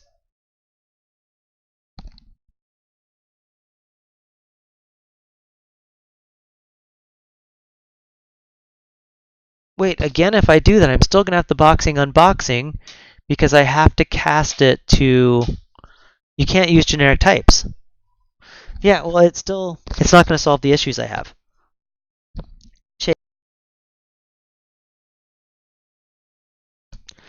All right, so I wish I had something that I was like, this is perfect. Because I know the type that. How bad is the object boxing unboxing? Yeah, it's objects. It can be anything. No, my son just wants to play Nintendo Switch. And they broke the cord because they like to play with it on their laps. And so they horrible on Nintendo's part, but that you can only charge it from the bottom, so then when it's on their lap, the pressure just bent it. Yeah, the thing is right now I'm getting out generic types of objects. I have no idea what's coming out because any value can change. So let's just stick with objects. Let's go with where we're going. Because the moment we start type T in this thing, then we've got to figure out what the types are and then do something from it. Because any property value can change. So any property that changes, if we can, we want to animate it. So I think we're doing the right thing here. And we're just going to go with this because we're going to make it big. I don't care. Make it more efficient. Now decimal, how do I do this math? Since there's a double coming in, can I cast a double down to a decimal? Any thoughts on that? Don't need two longs.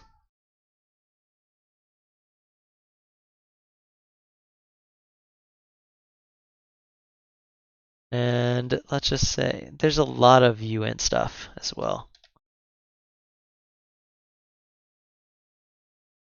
At least those I can multiply.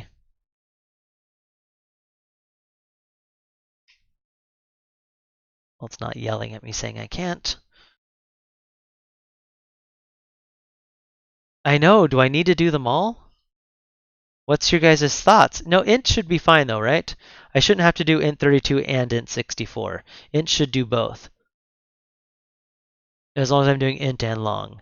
The uints though, I'm unsure.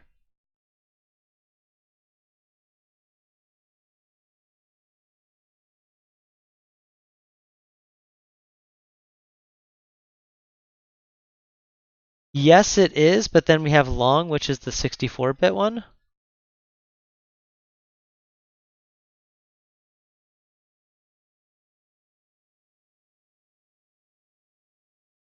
All right, int 16 is needed too. This is ridiculous. Yes, the T4 template seems in order.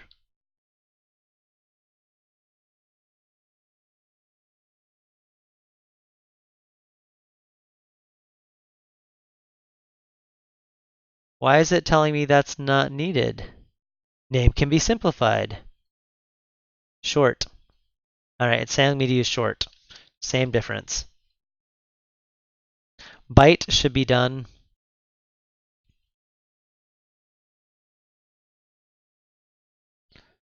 I agree on that one. Okay, I don't know how to do the decimal one, so I'm not going to add it. Boolean? How do you lerp between a Boolean? I guess you can if it's over 50%, right?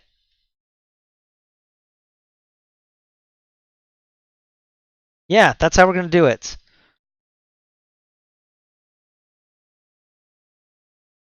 Boolean is getting lerped. This one is finally one that's different. So, no, it's not though, because you have to keep track of halfway of the stuff. L dot progress is greater than 0.5. Greater than and equal to though? We're doing greater than or equal to. At 0.5, it's going to switch. And else start. Or, I like doing this better.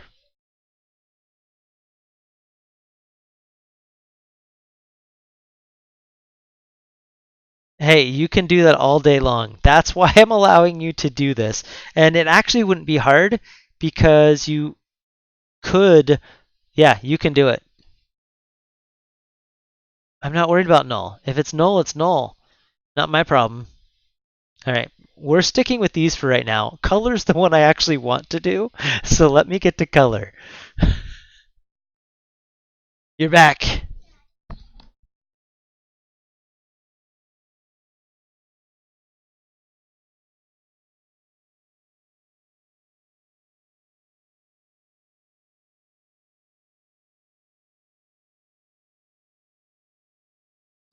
As always, the kids have lost the remotes for the TV and now want my phone to work the TV.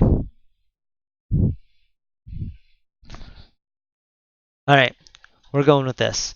Now on here for the color, we can just say color.lerp. Oh, start.lerp. Why did I just hear my phone hit the wall? Come on.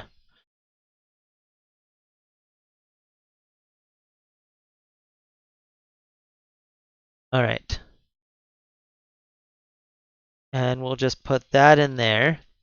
So now we'll go back to our extension that I didn't finish. And now we can just try lerping this thing. We've actually got to get it. Maybe we'll write some tests for our lerping. And then we can work on some animation stuff. All right.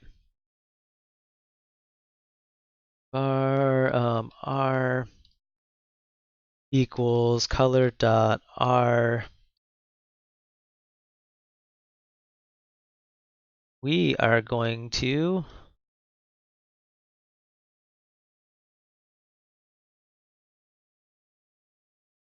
the advent of code this year. I haven't looked at any of that. There's all kinds of cool stuff. I was just looking at the Code War stuff, and I really want to do some stuff with the Code Wars.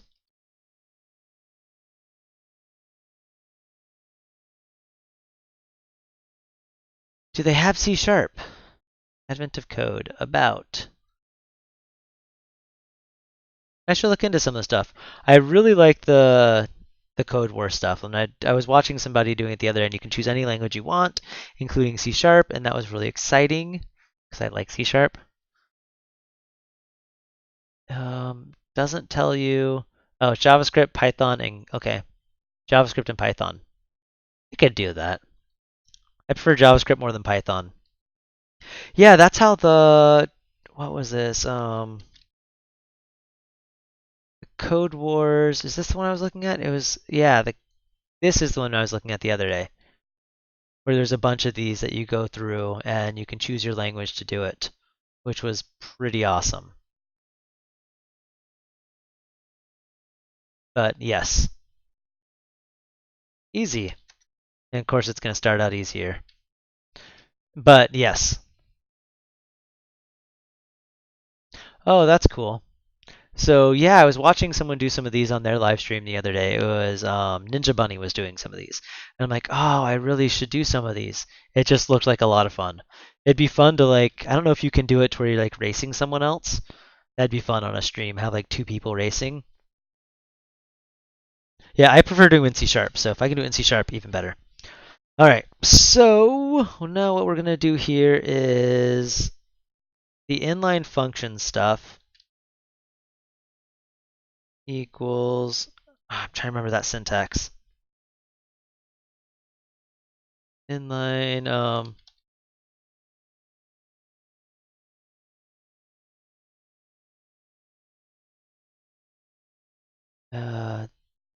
Uh, is it? Yes. No, but that's them specifying a delegate. You can do that without. It's one of the newer C sharp features with the inline functions, where you do it all inside the extension method. Yeah, this. So you have to. I didn't think you have to do it as func though. All right, we're gonna.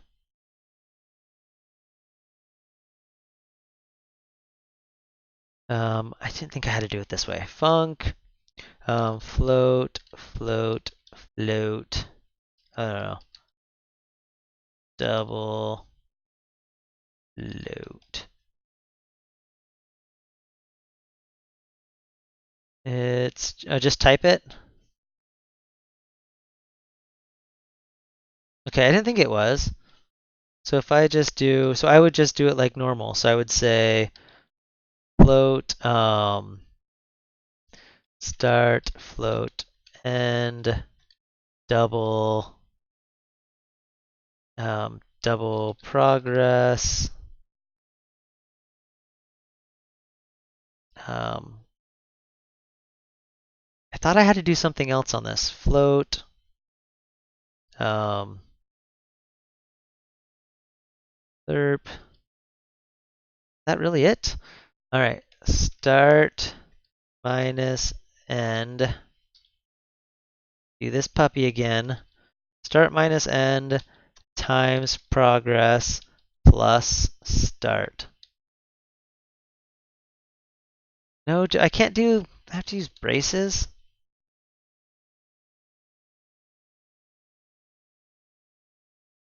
No, that's not right. Oh, maybe it's just complaining about that. Okay.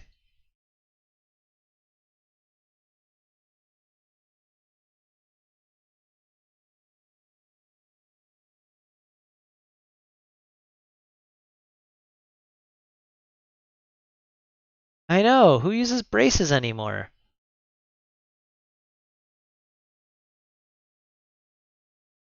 All right. So now I should be able to just say lerp color dot r and color dot r progress var rb equals. Really? I really can't just go.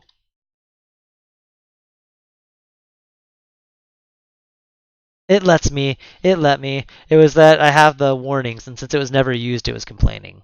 Yes.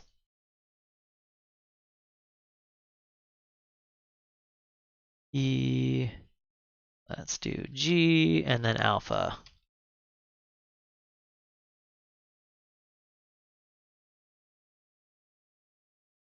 Especially in this syntax, having the braces makes it look really, really ugly.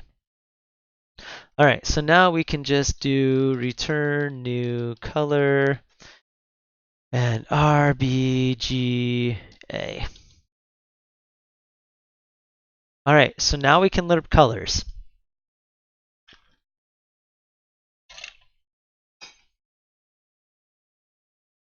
Now I just have to build the rest of the animation framework. We'll just draw the rest of the owl.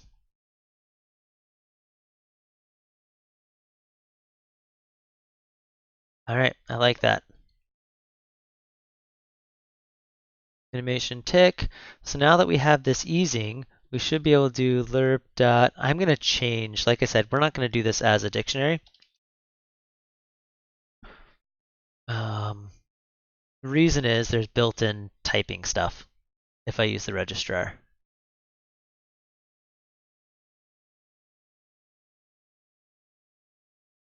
Oh, that's exciting. Yeah, I think that'd be fun. I would totally do that. Registrar, and the type is type lerp. Except we don't know what the, I think that's, I don't remember.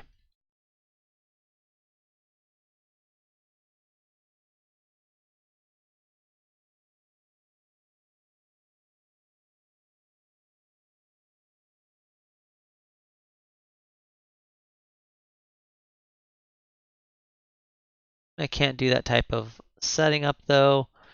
And let me double check on that registrar. I thought I can. Is that a contact sport? Yes, yes it is. It's I mean, we could turn it into a contact sport pretty easy. Like there's the guy who did the like one of those airsoft rifles that shoots him whenever he gets shot playing Fortnite. We could do mods of that. There's all of the like the desks where you can like control and shoot the little Nerf gun at each other with like the cannons. We could have fun with that. Those little missile launchers. We could make that a contact sport in some way or another. All right, so we'll just add the lerp registrar, static, public static that, static lerp, and now lerp registrar. Actually, we don't need to call it lerp because it's inside a lerp. Lerp.registrar.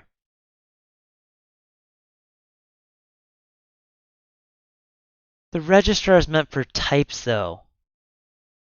That's not going to work for this. Oh, dang it. We're going back to how we had it.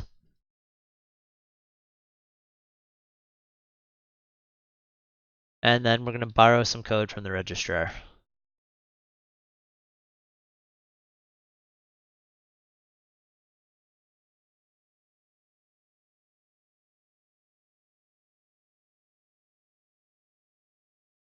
Lerp object.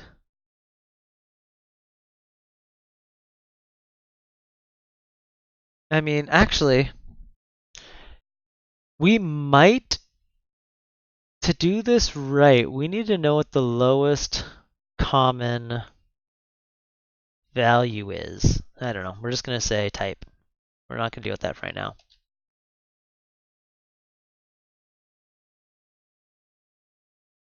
All right. So now what we're going to do is inside the registrar, we already do this to where we do this, ha ha ha, do this thing.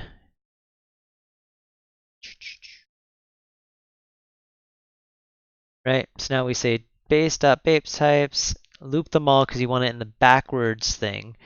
Then for this get renderer, we would do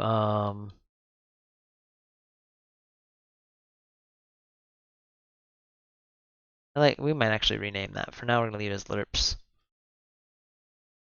All right, so now we'll say lerps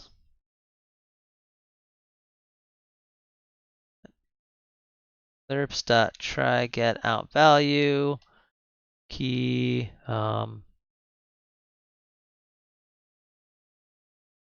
So now if out var reg.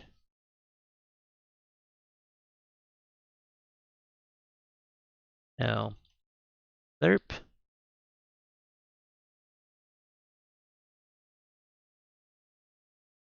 Done. Return null. And actually, if we wanted to be really efficient,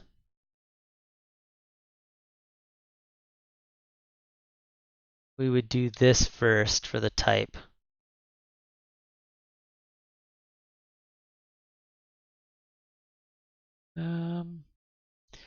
Since lerp returns, oh no, this, do that right. Lerp equals null. Now we don't have to do var. We can reuse the same thing. And we can return lerp, no matter what. All right. What about interfaces? I'm just worrying about base types right now.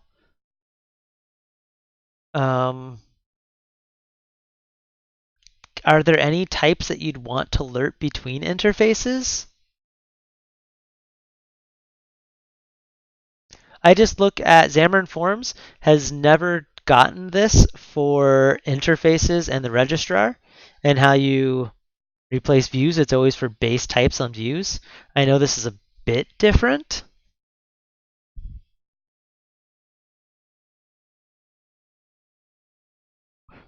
Unnecessary assignment of value to lerp.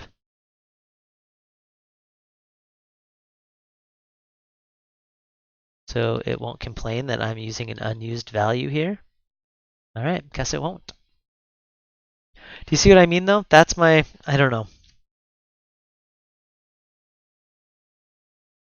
And then which one trumps, base type or interface? I don't know.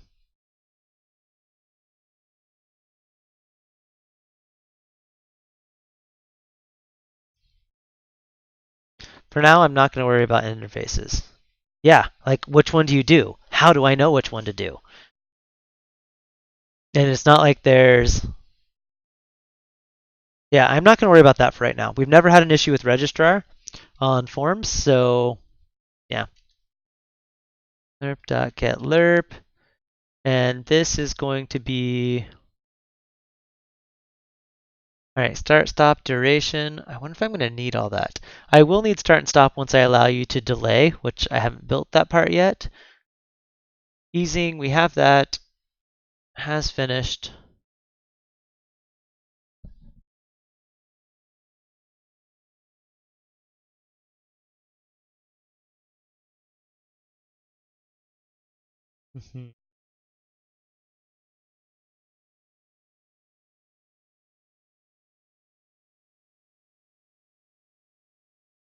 And this tick probably is not even going to tick percent because it won't know the percent. It'll need to know what the current time is based off the start and stop.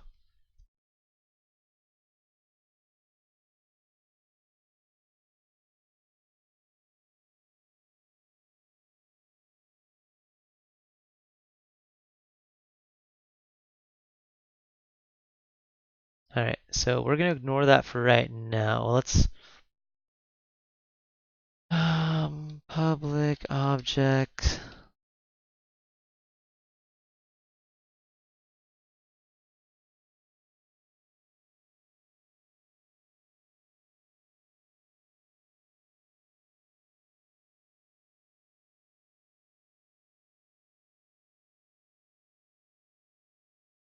All right. We're just going to, this could be wrong, but we're going to go with it for now. Start value. Technically, we should find the matching base type of the two. I don't know if I want to do that right now.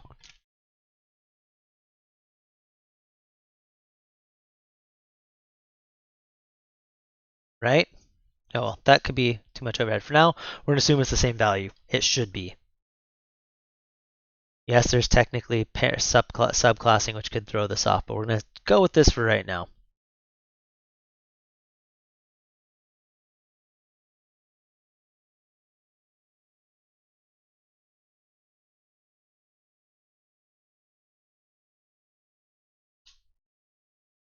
All right. Start value.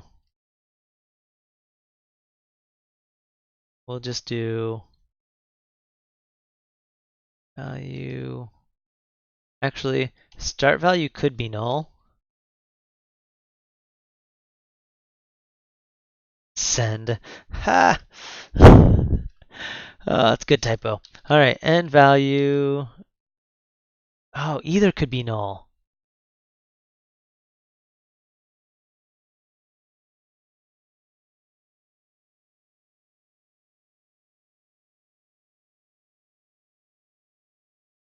Done.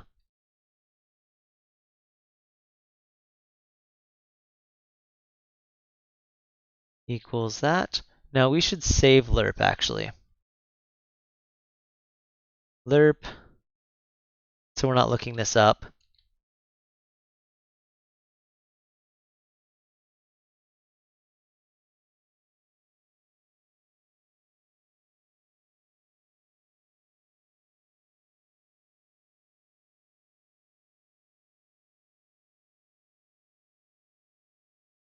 Wait. If either is null, it has no type. And there's no way to learn. Yeah, we're gonna, if both are null, then that should never show up in there because this only fires when values changed. So it should never go from null to null, and if it does, we need to fix it to not ever get to this point. And we can do some checks if we want in here as well. All right, lerp equals.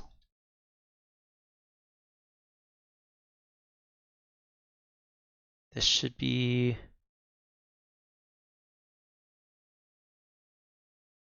do this.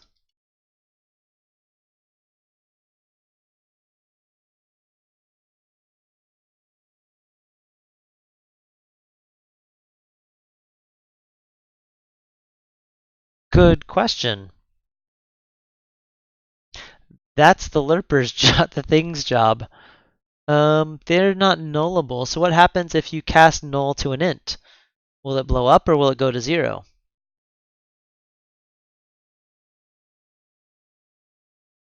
I have no idea. They're so yeah, we might need to do some things like that to where we inside that lerp function we force it to be a 0. Or I mean, or we throw in some redundancy if it blows up. If something blows up during lerping, we return the end value and we just stop. I think that'll be some safe logic to do here in tick. We'll just say and return end value, done. Right?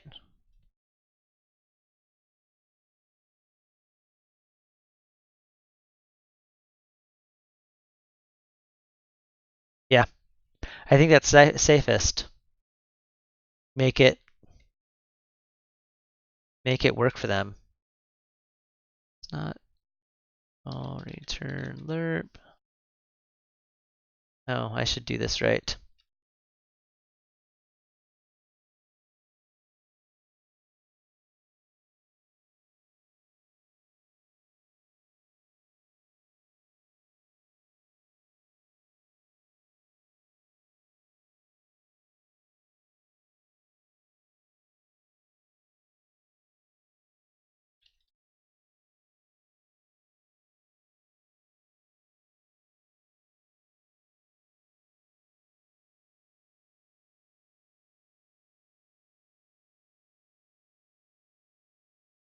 All right.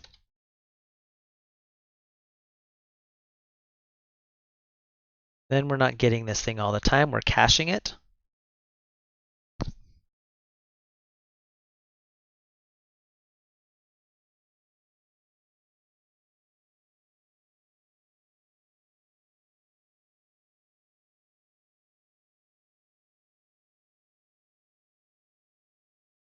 And we probably need...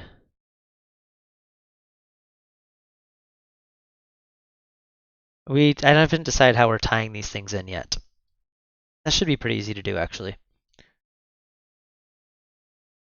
There we go. Actually, we don't even need that. We'll just do a catch. Is true. Current value equals end value.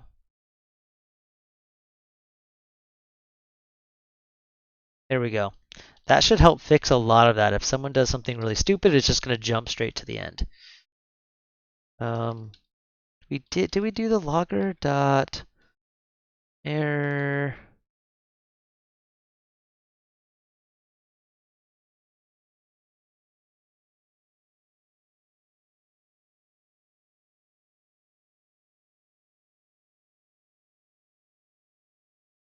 All right, that should help with that. I realized I have not had music on this entire time. You guys have been too entertaining. Haven't needed it. All right, so now that we've got that, we have our type. We don't need that type. No.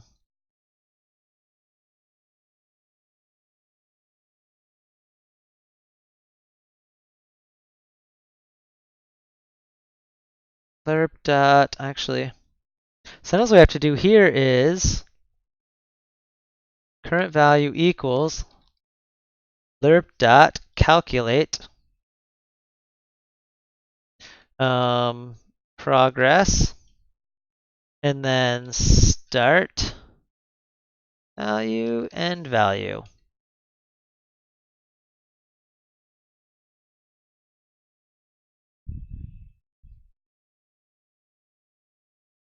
Wait, hold on. Oh.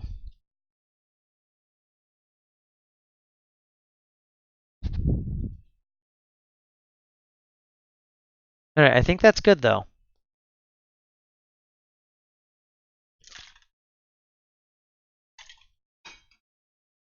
Now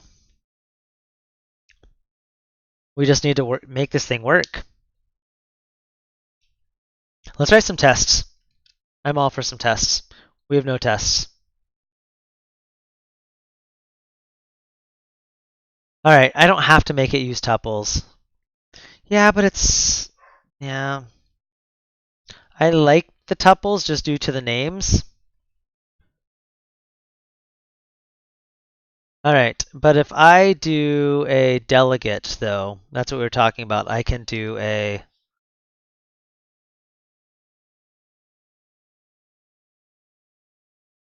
And then what's the syntax for this? Because people were talking on that. How do I do my own custom delegate? I can't remember that.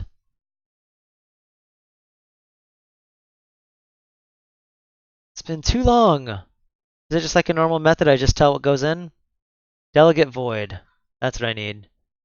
But not delegate object. And then what goes into this?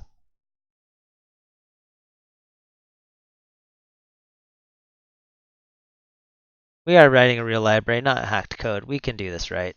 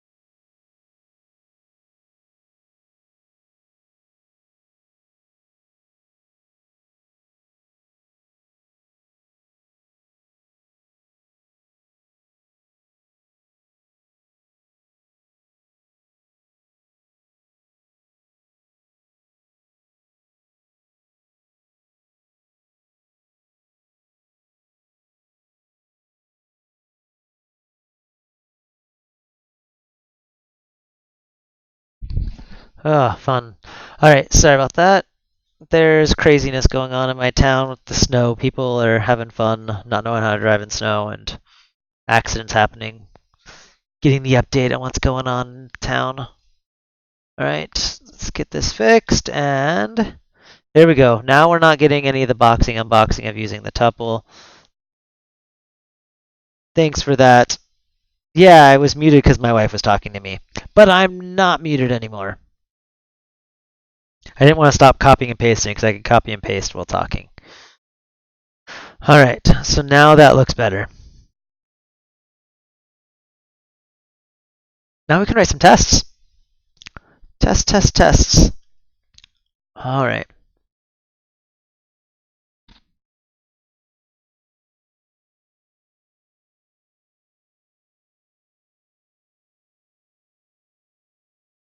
All right, so now let's add in.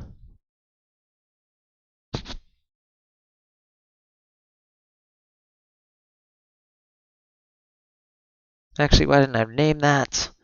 We're going to do one for animations, and then we'll do one for lerps.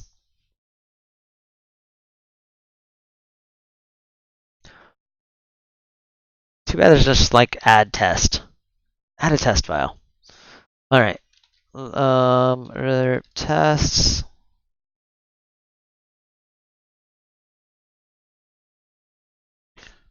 Now that the thing's getting bigger, I'm starting to put more things in folders. All right.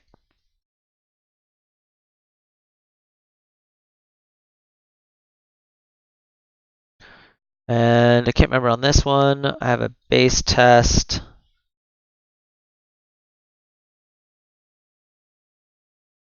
Base test sets up a bunch of stuff with the views for me. And then all you do is add the fact. Okay, fact. All right. Public void double lerps. We'll just call it that. Why not?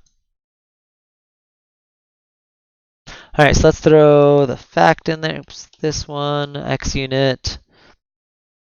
All right, so let's lerp this puppy. So what we're going to do is we're going to say var lerp equals lerp dot get lerp type of double. All right, so now var start equals, we're just going to say 0.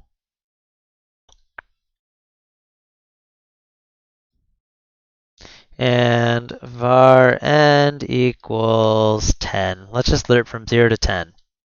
Actually, we'll do 0 to 1 to make it nice and easy for our tests. Ow, that really hurt. Sitting on my chair wrong starts to hurt. All right, so if we do that, now we can say var value equals lerp dot calculate, and we'll do a progress of 0.1 start end. Now on this we can do a cert dot equals value comma 0.1. It should be linear.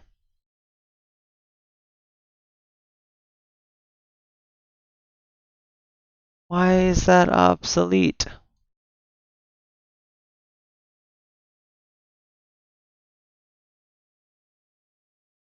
And I technically should do this as an epsilon. And is it going to tell me that? Don't do that. Do this as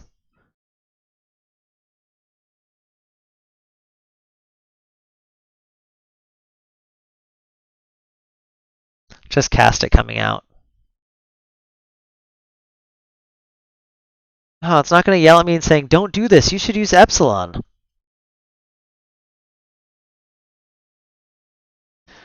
Oh, is that what it was? Expected, actual. That's right. And I can even in here do that message too. I thought that message was optional.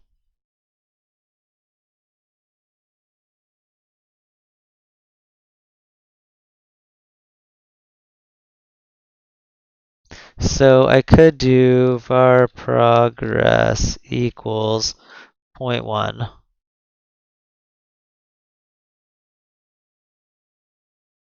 Xunit has messages. Heck yeah, it does. Look. User message.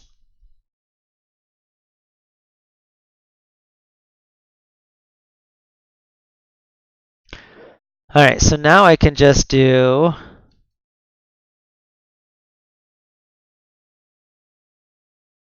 and we can do like why Xunit? Because it runs everywhere. Oh, didn't do that. It can run it on iPhone. It's just for the portability. It really can run it everywhere. I remember them. Yeah, to be honest, I don't care about most feature-rich stuff because I drop down to assert.true all the time because I don't need all that fancy stuff. I rarely write tests that need anything more than that. So let's do like 0.2, 0.333, 5, and let's just go to 1. Let's see if this works. Tests, Comet, Comet, Comet. Oh, I need to build this first, don't I? I said I should do equals with the epsilon, but it didn't ask me to autocomplete. And I can never remember that syntax. Foo equals value equals end. Is it? Why isn't it giving me that hint to redo that?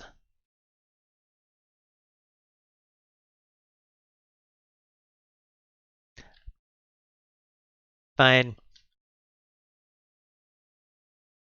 It's something minus something, and I can never remember it.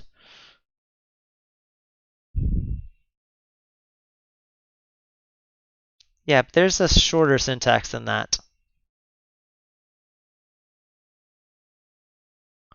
It's greater than one of them minus the other one. I don't remember.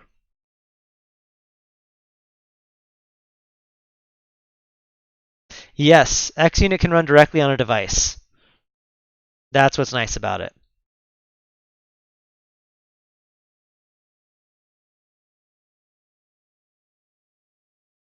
So it's assert A, B, 1. Is that what they're saying? All right, we can try that. Equals value progress. Oh no, value. Why would it be value progress? So equal expected actual precision. Okay. Why would the precision? Why would precision matter? You think it just work? Let's just try. Oh wait, I got these backwards. We're gonna not do precision because I think it'll work without. All right, we'll do that one. Deal.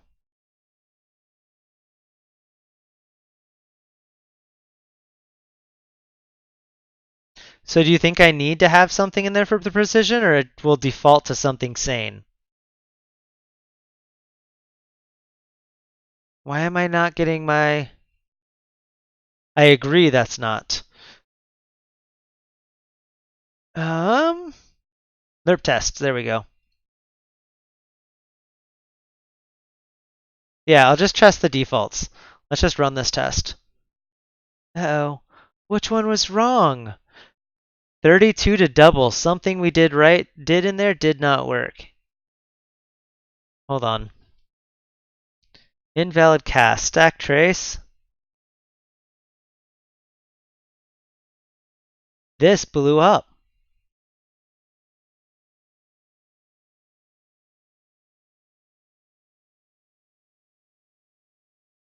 Oh, because I did var. I didn't specify these as doubles.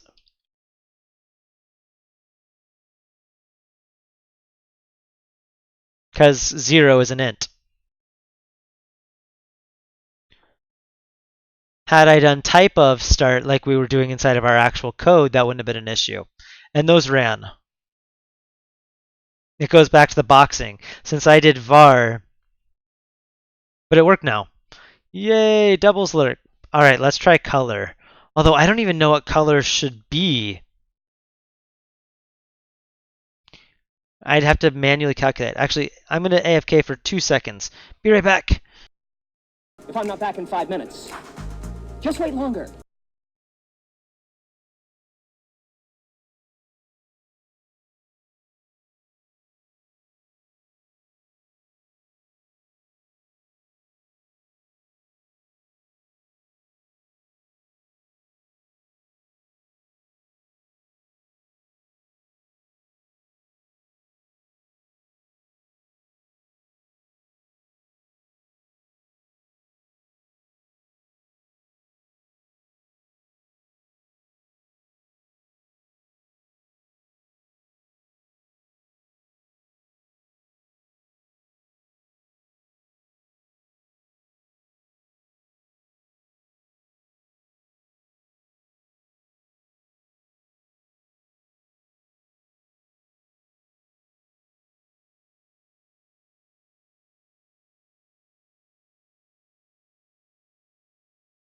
All right, so I don't know if I want to do color, just because, well, we could do color between like black and white.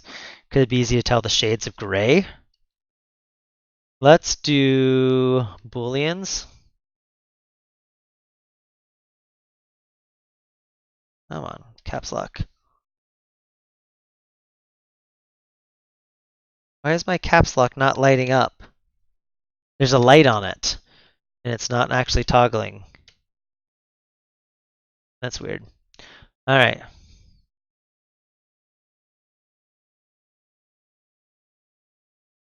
So,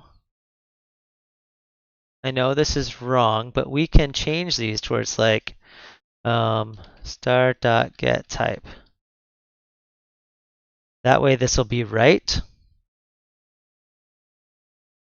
And then casting out should be right. Just makes this a tad bit more reusable. Do that, and now for this we'll say true. Yeah, thanks for stopping by. No problem. I'm glad the Ski Sharp stuff's awesome. Matt is amazing for doing that for us all. Makes me so happy. Next week, I'm going to be doing some streams with John Lipsky, and we're going to really try and knock out a lot of the Skia stuff. So next Thursday and maybe some on Friday, we'll do some live streaming and knock out a lot of Skia stuff. Really excited for that. All right, so now we have this. Change all these to Boolean. That's going to break everything as it should.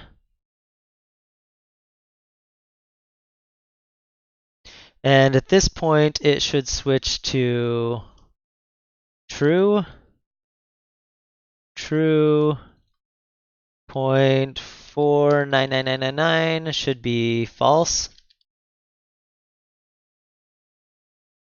Oh no, it starts on true. Let's inverse these. Should stay false, switch to true, and we'll throw one more in here of like 0.75. All right, lerps. We should now be able to lerp a Boolean.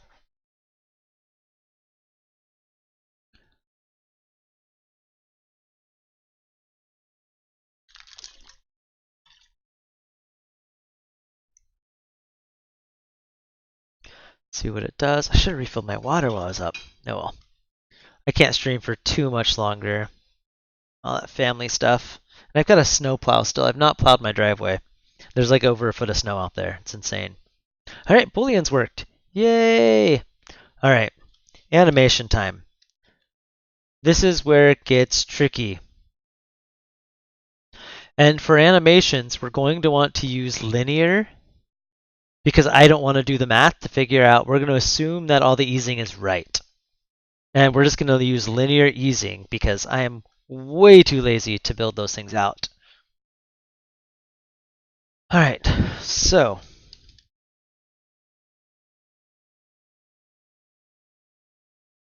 let's animate a Boolean. And then we're gonna have to do some. Oh, we haven't done any of these things for frames yet, or the tweening stuff for or lerping. There we go, right word. All right, public or void double animates over time. All right.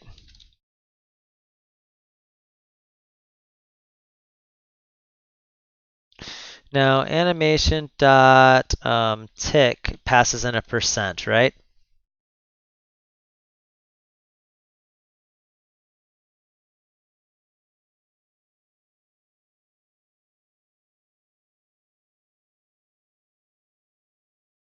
Start value, we'll just do 0.0, and then animation dot end value equals 1.0. Make sure they're doubles so we don't have any issues with that. Now we can just say, let's start ticking this thing through and make sure this thing goes. Oh, let's do animation dot easing equals easing dot linear, just because we're being lazy.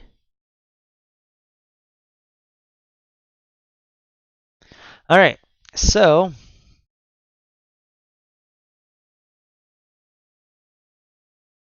tick, let's go to 0.1. Now assert, actually we can do the same thing again with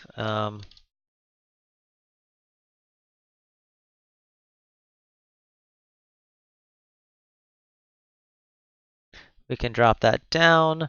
Now we can do the same thing where we say assert, bring in our using statements. No, wrong hotkey. That one? My keyboard's not working right because my modifier keys aren't doing what they're supposed to. And like I said, I'm not, caps lock is not lighting up or not lighting up. Let me unplug it and plug it back in via my KVM. See if that cleans it up. I'm still not getting that. Equal.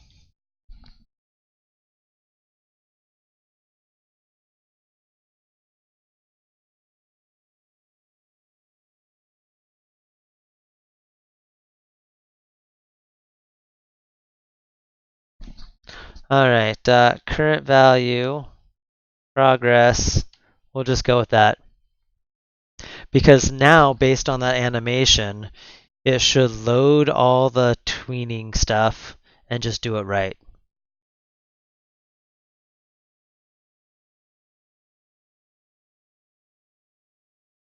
And then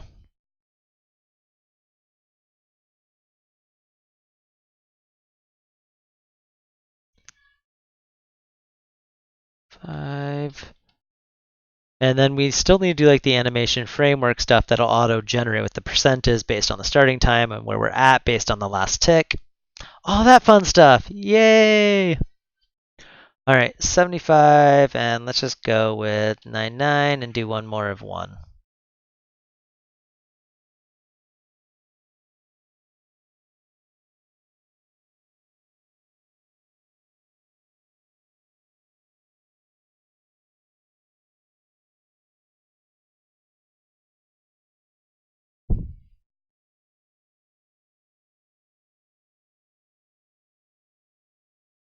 Yay, animation tests are working! All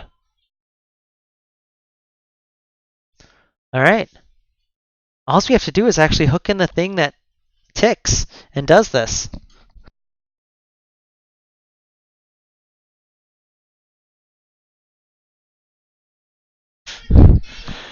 They just came and tricked me into using Face ID on my own phone. Smarter than they look sometimes. All right, let's commit some code. There's a lot that just happened.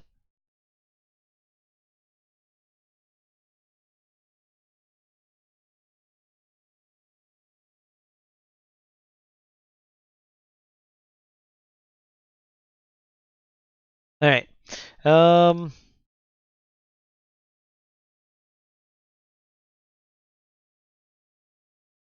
Easing and lerping and all that fun stuff. All right. So I wonder if I have time to do this. I'm gonna publish that up if anyone wants to poke around with it, work on it at all. Let's see if this works though. This animation stuff's coming together.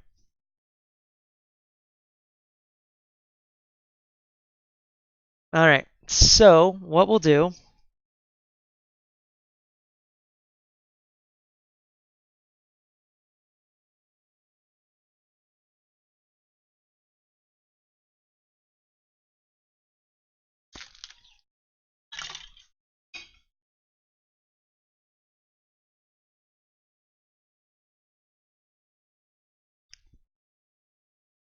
for now, let's just do. I wonder if I'll follow that same. If I should follow that same pattern Jason does with the ticker and the non-ticker and the pausing and stuff.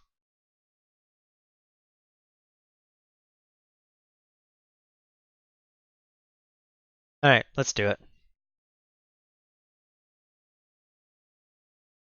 Ticker. Come on, go faster. All right.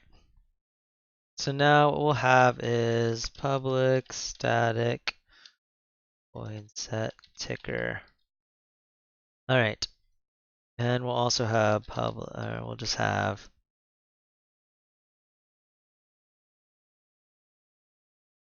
all right, then we'll say var is running equals,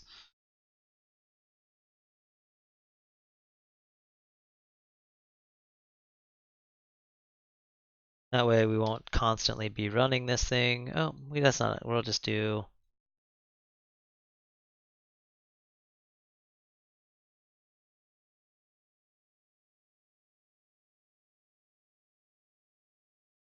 all right.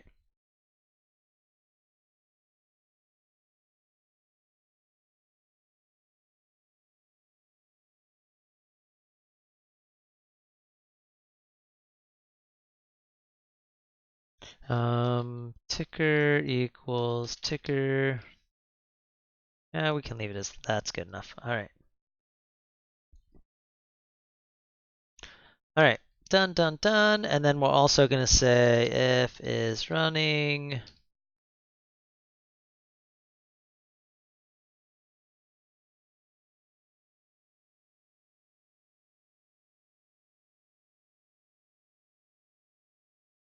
All right, so we're going to have that on there. Start.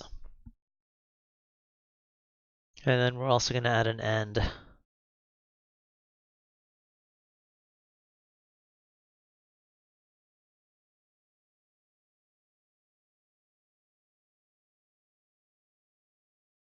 All right, so this ticker thing is just going to run. By default, we'll have one in here. I wonder if we should have generic. Oh, well, we're just going to do it here. So we'll have timer. Not timer. It is called, yeah, it's in timers. System.threading. Is that the one I like? All right.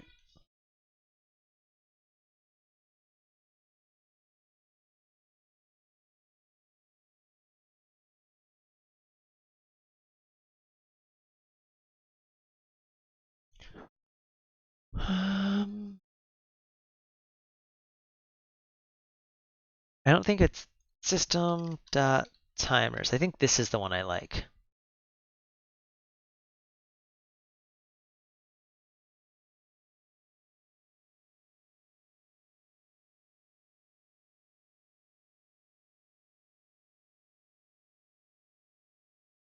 Interval equals, this is how many times a second, right? Or that's not, is it? I can't remember this one. Like, yes. So we want to say, like, I know this is lame, but we're going to lock it at like 60 frames a second.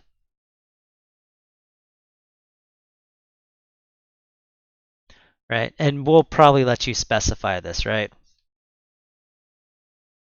public int max ps.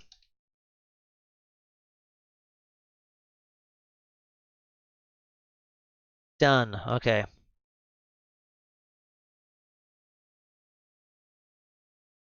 And then we'll deal with changing that. All right, so we'll do that.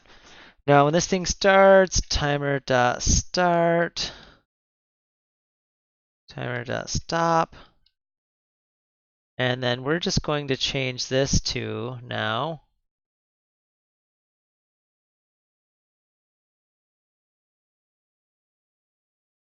timer dot, isn't there a enabled? Okay, we've got that, we've got that. We'll make this virtual as well.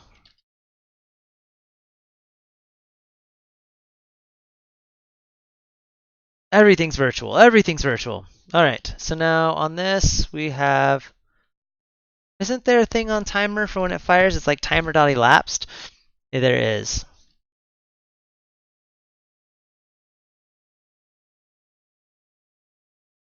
All right, so timer.elapsed.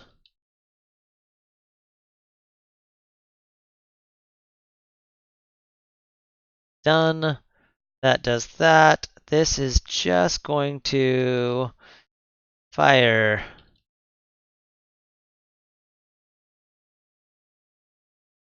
Now everything else,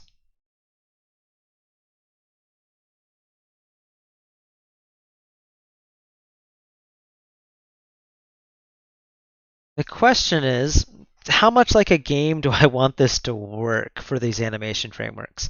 So typically with a game, you keep track of the date time when you keep track of the ticks, whatever your system clock ticks are, and you have the ticks of when it starts, and you just keep track of the difference between current tick and old tick, and you now have the difference of the time, right? Now for these animation things, I should just say, hey, you ticked, and right now I'm passing in that percent. I think I'm going to change that to where the tick is going to pass in the time since last tick.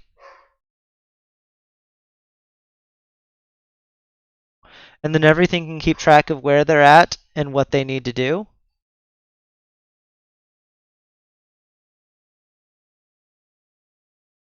And then we can deal with the math in that one place.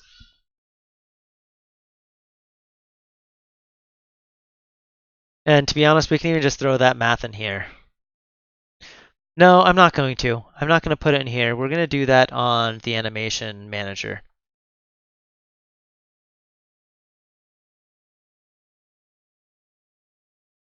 And let's just do this right. Static animation manager.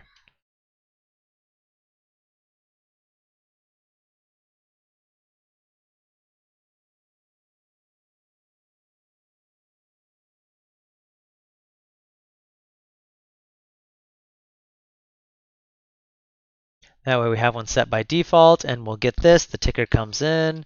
Ticker.fire equals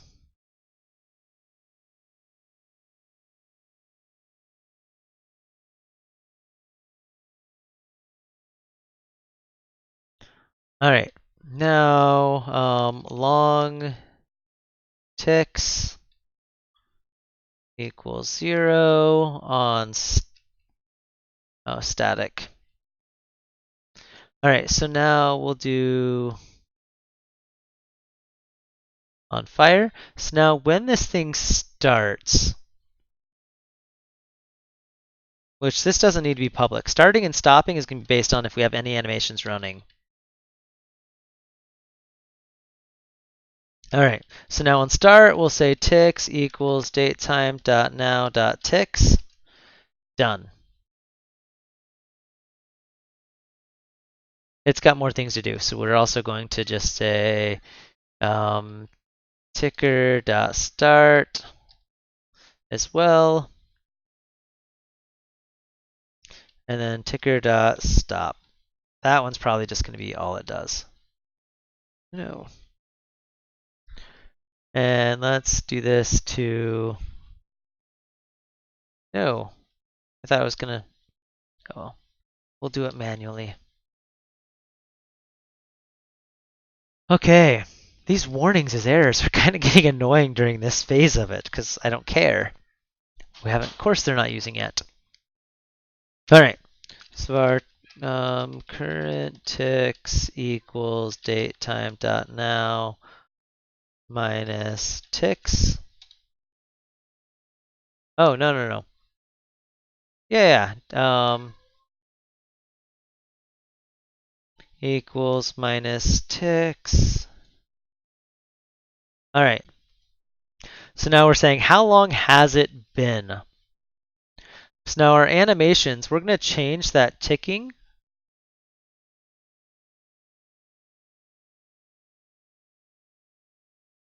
because that's all that cares about.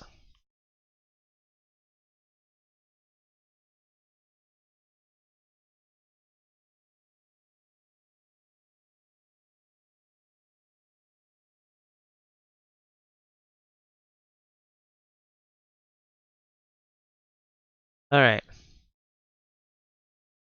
So now start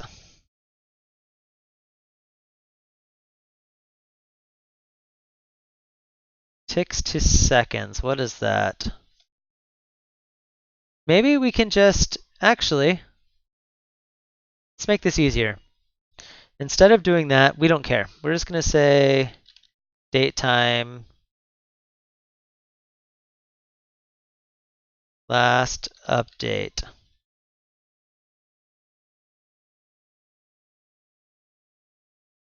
We'll just do this. I think the math will be fine. I don't think this is going to hit us. Since last update.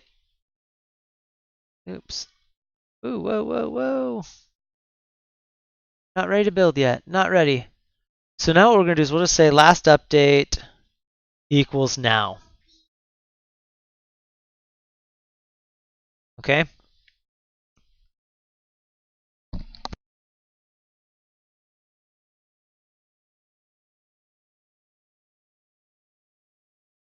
So yeah, time span has some things. That's where I was going.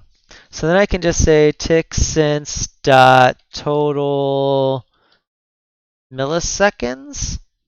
Or is it total seconds? I think we're doing this all in seconds. We're going to do total seconds. Bar seconds equals, and let's just do this in one go. Yeah, I agree. Time span. So where we're heading with that. All right.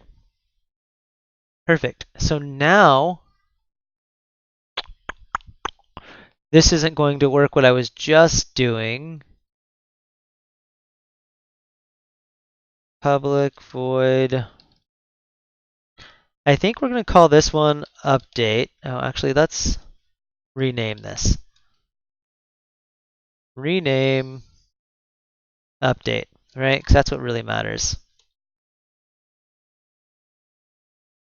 And then this is going to be double seconds since last update. Nice long name. All right, so now var percent equals,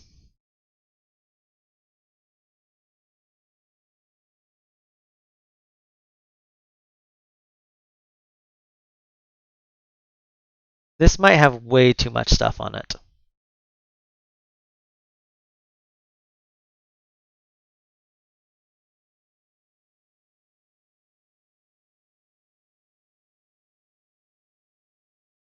So the question is, I don't think I need any of this start and stop time, right? I don't think we need any of that. I think we know the duration and then the current time.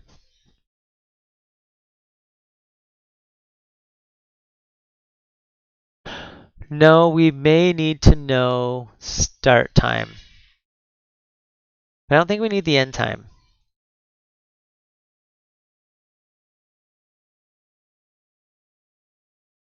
And I'm wondering if we can do something to where we can calculate this once and not have to do it, so we know how long it is and we know when it's supposed to start.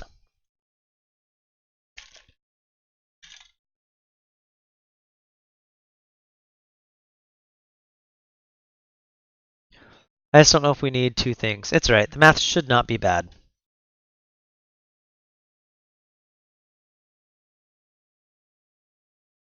So percent needs to be based off the duration. So start equals current time minus start. Right? And let's name this start time. Or delay, even though we haven't exposed that.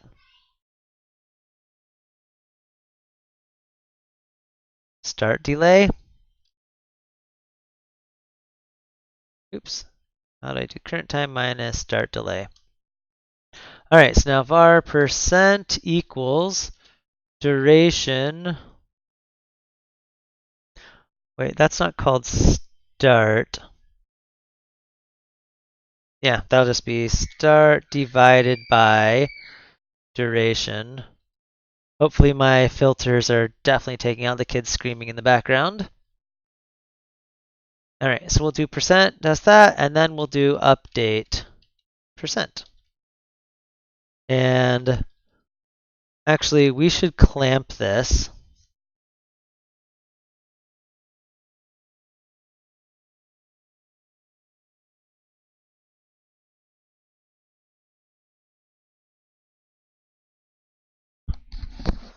All right. Do we have math.clamped where we say don't go over? I can do min.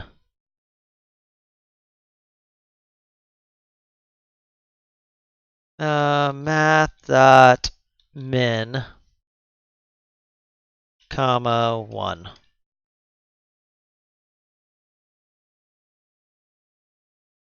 All right, update, and then we'll say as finished equals percent equals 1.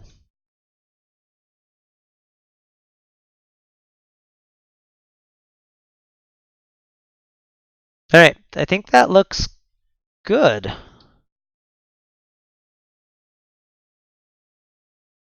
Now on this, we're going to call start when we add, and then we'll check on remove.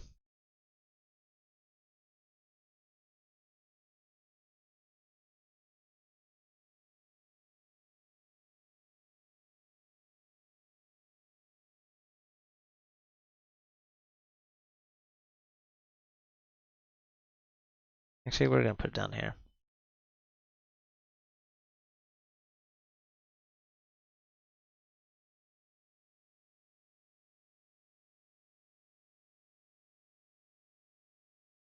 All right, animation.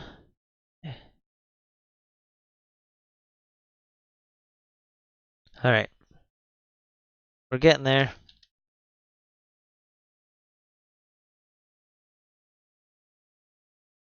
All right, so now what we'll do is we'll say animations.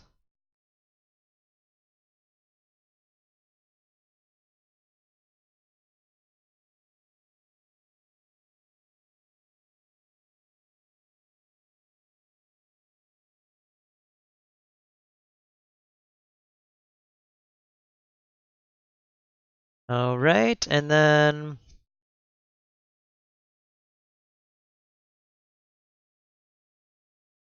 let's deal with the fire stuff down here.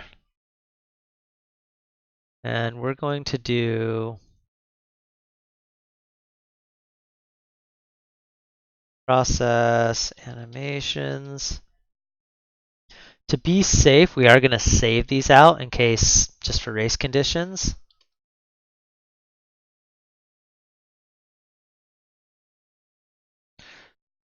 All right, animations.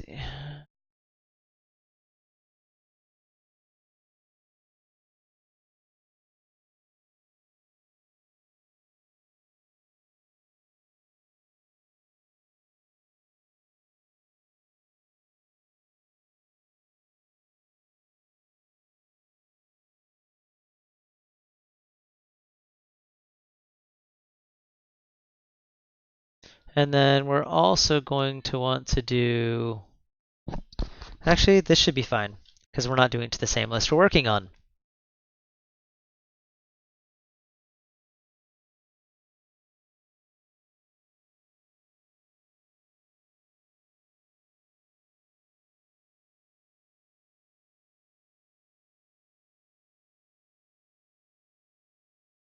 Dot remove.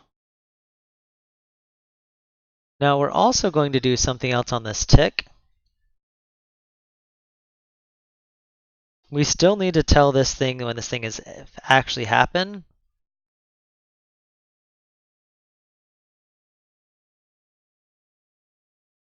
For now, I'm just going to do this. I don't know if I like it. We'll switch. Maybe we'll kill it.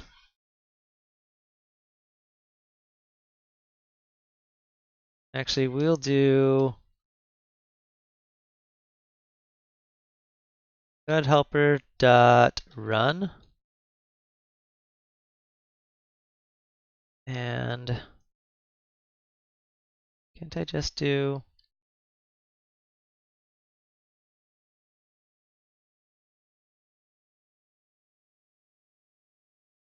I thought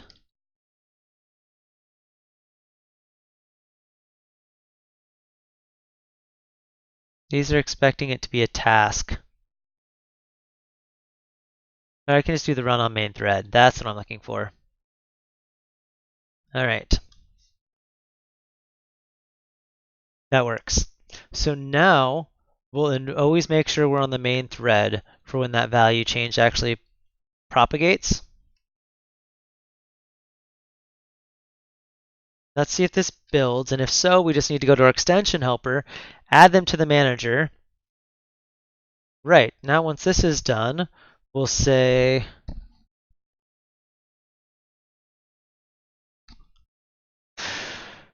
if animations dot any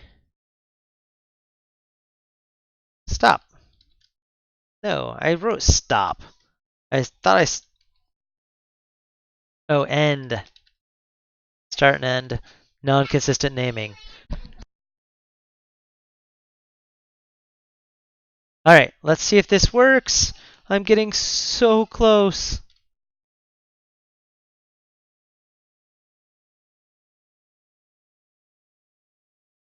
And to be honest, I might just move.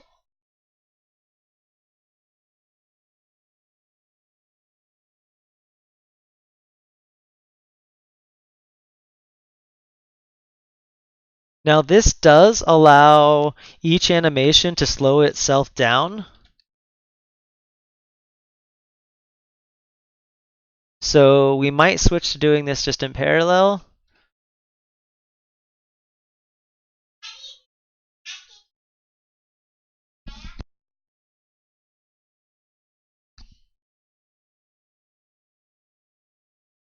I mean, we could easily do, we'll deal with that later.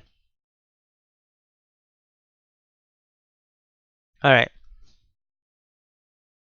That looks good though.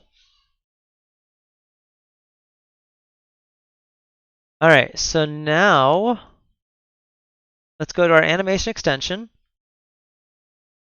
Let's create this thing.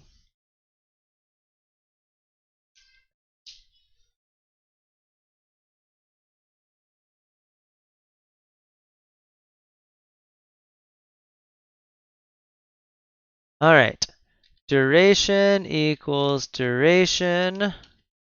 Easing equals easing. And actually, we should all put this into one animation. And then we'll say if an animation has child animations, it'll just tick them all. Actually, no, it won't matter. We'll just put these all separate. I think this will be fine. All right, current time should not be settable.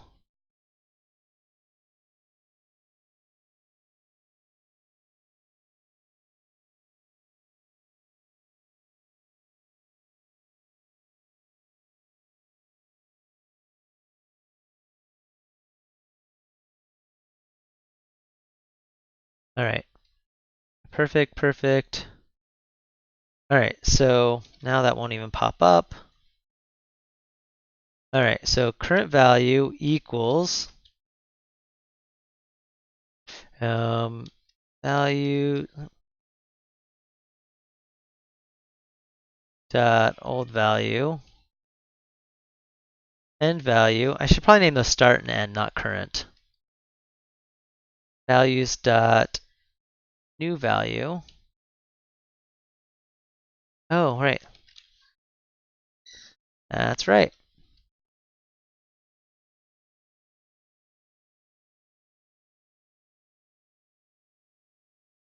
And we easily could say if value dot new value equals values dot old value, continue. All right. Value changed.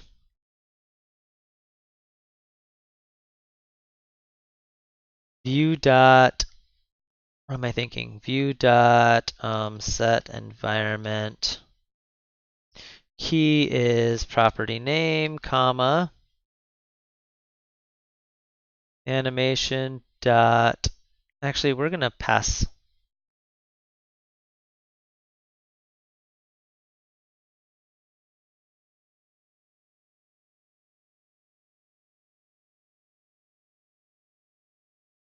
All right.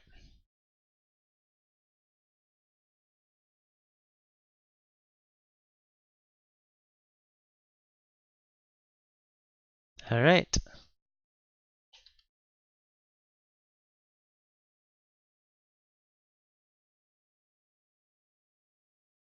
Okay, cannot contact.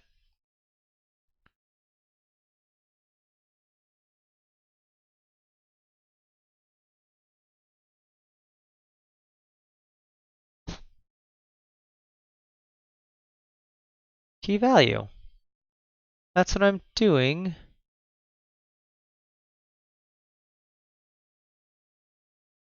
Where T is view. Cannot convert from textual object view string. Oh,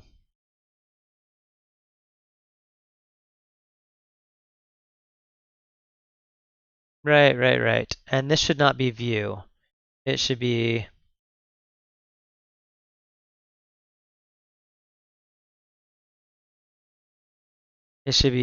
prop.view. There we go. All right, so now we'll just say animation manager dot add animation. That should do it. There's a good chance this isn't going to work. There's a good chance it will. It should change colors from orange, was it, to I don't remember what? Find out.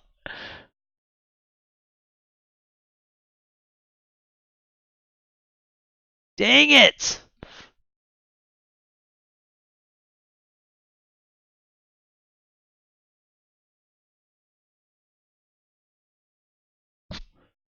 Objects not set to a reference.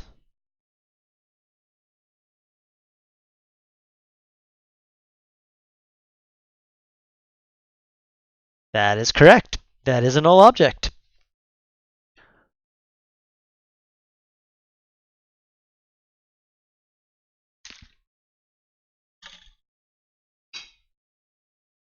All right.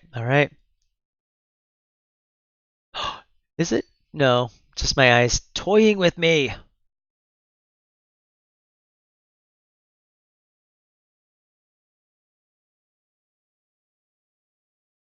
Let's put some breakpoints in there.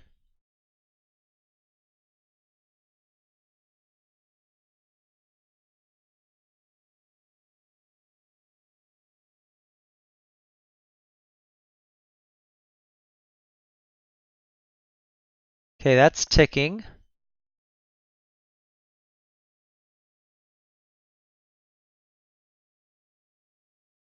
That's not firing the update.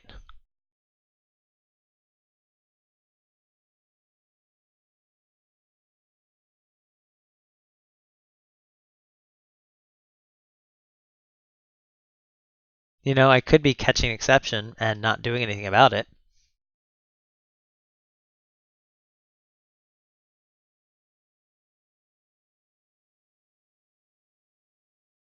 No, that's giving me a current color. Why is the green negative though?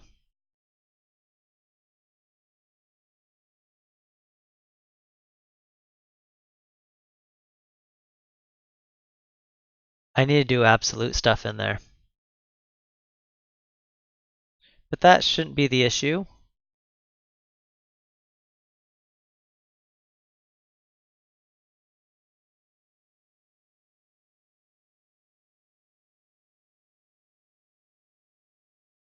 Why is that never firing?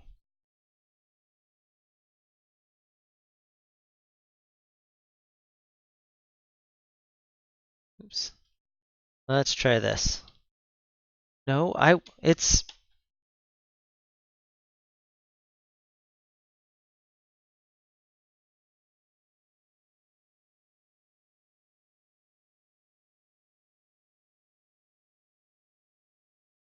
I thought I fixed it to where you can run that environment stuff on any thread.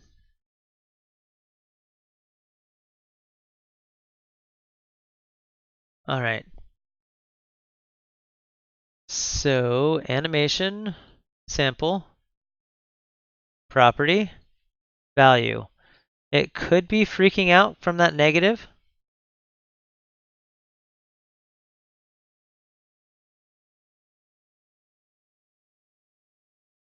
Well, definitely there's an issue if you go from a high number to a low number.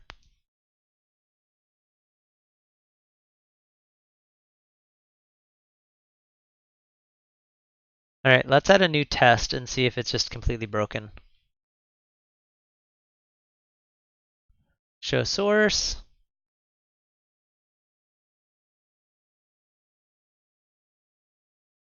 So I use the same, this one. Double lerps from large to small. Start is 1, end is 0. All right.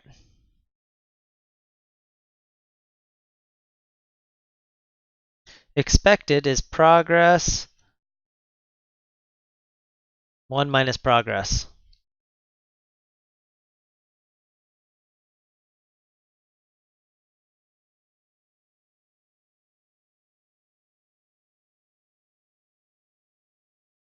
All right, so let's build that. I think that logic's right. Let's get this fixed and then I'm going to be done for the day, but it should go.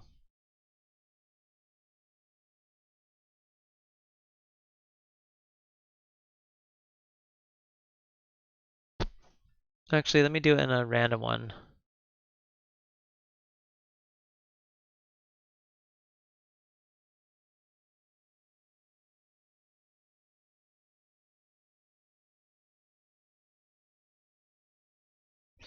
So end, start is 1. Just press play because I don't care about that.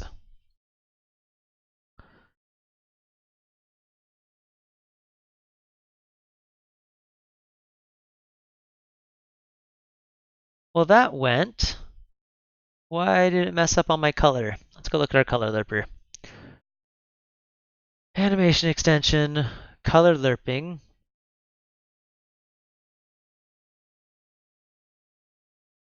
I have parentheses in the right spot.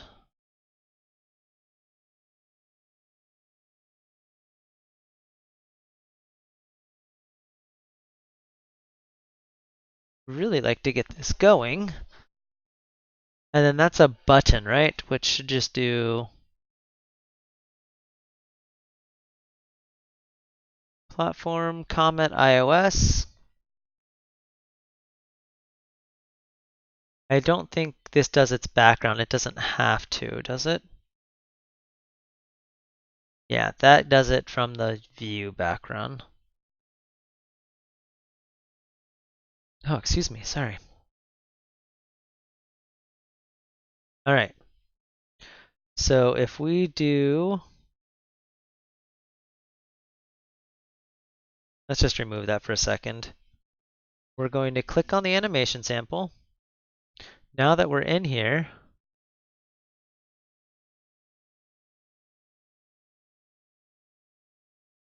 why isn't that firing? We're doing it on the text. That still shouldn't matter. Properties, background color.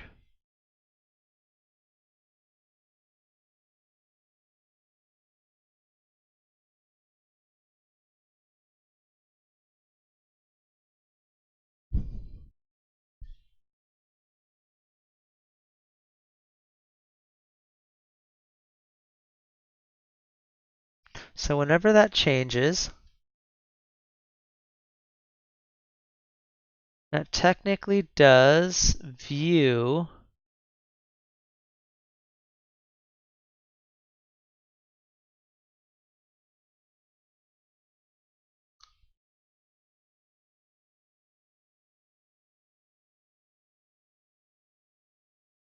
it might not be considered you. No, it was used.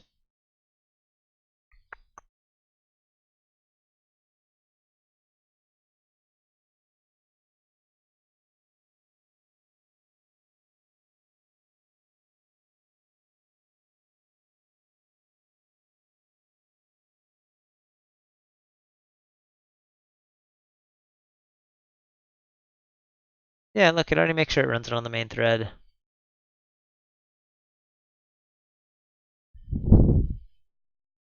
Are you kidding?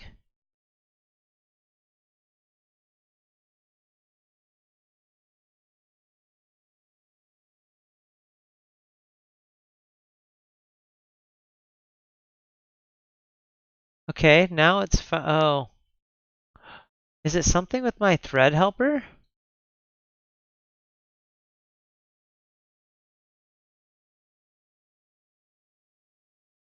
Is thread helper run on main thread never firing?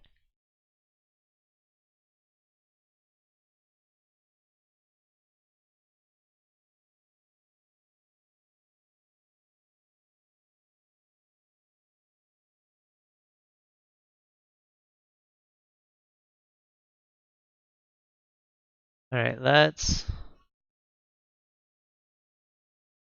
think it's something with our threading.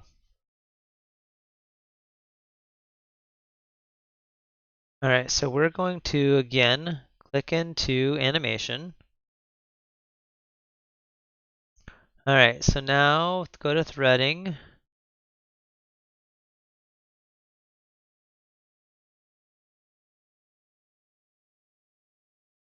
It never gets past that. Very, very, very interesting. Is there... Am I already on the main thread?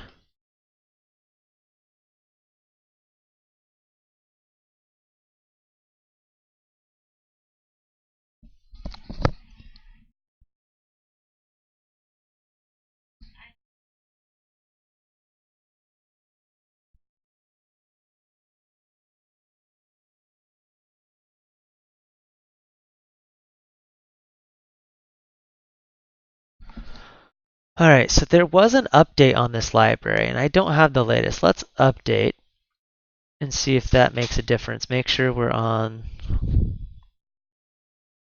Did I update on one and not the other?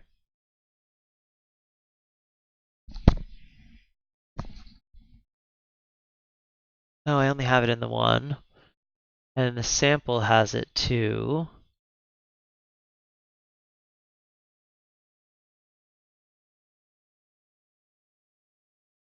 Oh, it's up to date on one, so it could have been mismatches. That's interesting.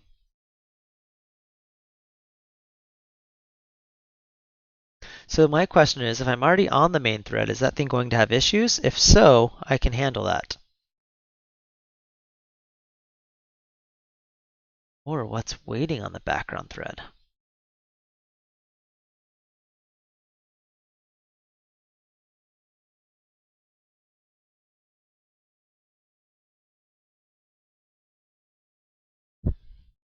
What we can do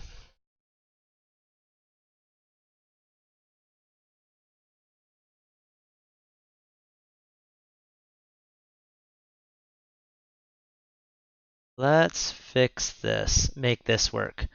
So inside of platforms, iOS,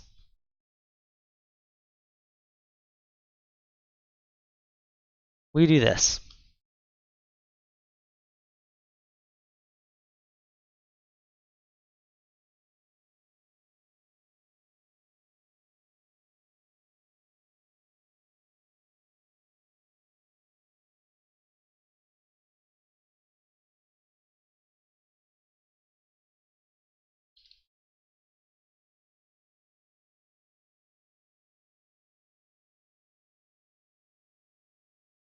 All right, so now what we'll do is let's stop this and throw this in here.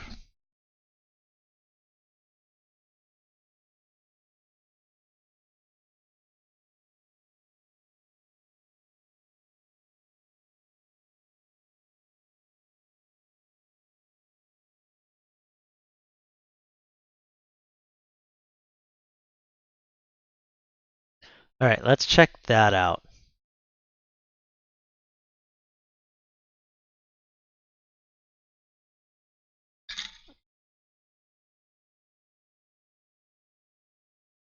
Build errors, what? All right, so samples has a different version.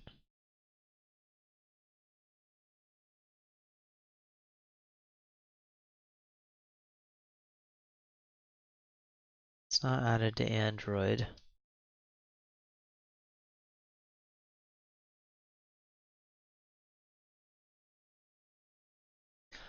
All right, we just got to get past this invoking on the main thread stuff, and we're off to the races.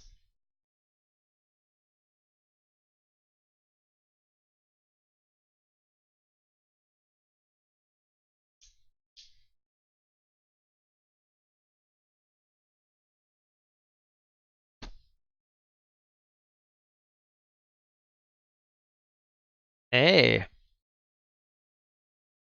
that's interesting. Oh wait, we're not gonna do those yet.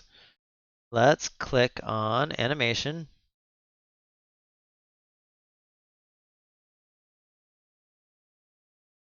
play. Oh wait, our main thread switching's not working.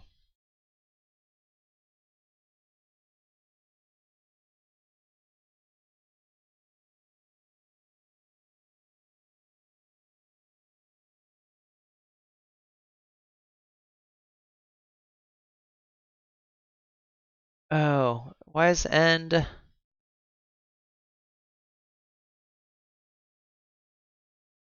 Does ticker dot auto reset should be set to false?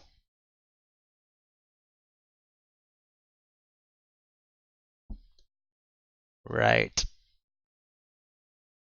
Hmm. This thread helper stuff worked before. I wonder when it stopped.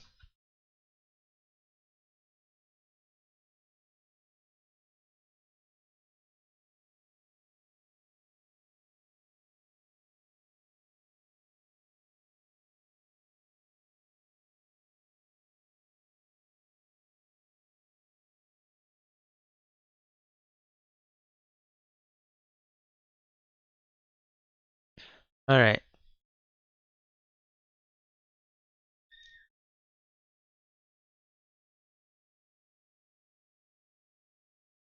That's so odd.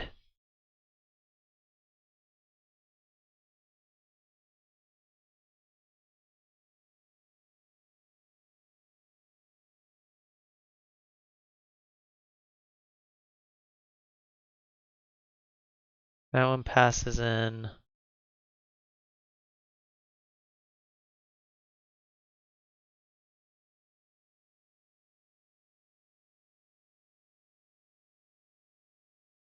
Just really confused why this stuff stopped working.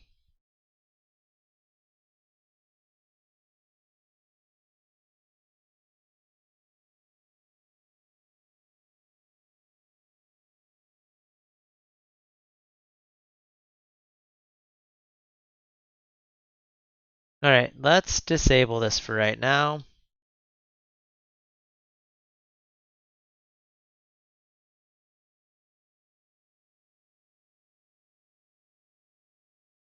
Action.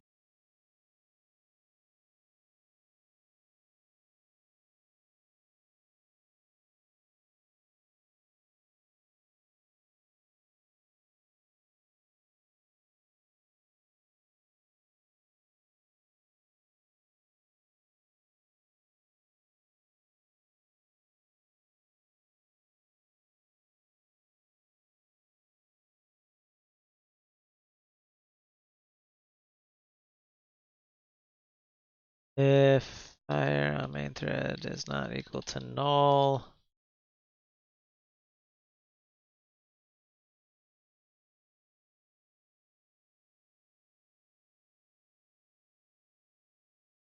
That way we can override it, and we're just going to do that really quick. Fire on main thread. Just want to see what happens.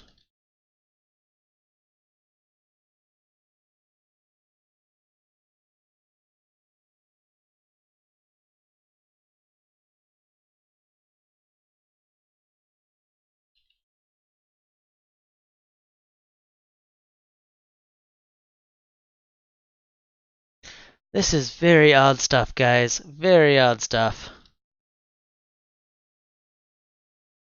But I don't want to deal with this right now.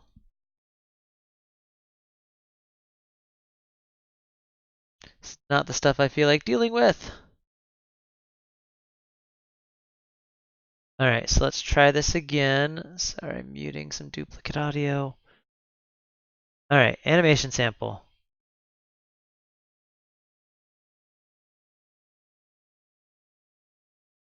Okay, my eyes are playing tricks on me.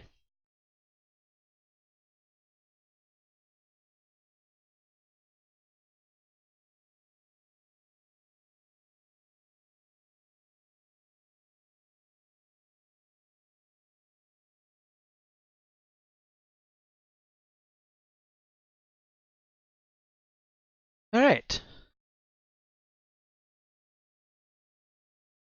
Whoa, whoa, whoa. Oh, I know why. I know why that's not working now.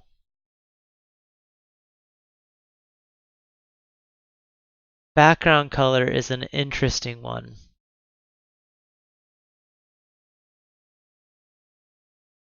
We need to know whether it cascaded or not.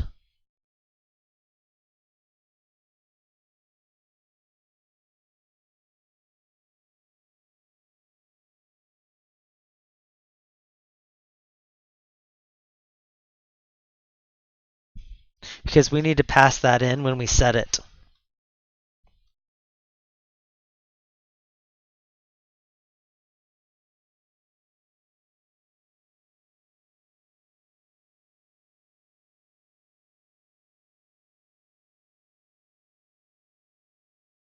Where's this thing at? Monitor changes. Alright, right here.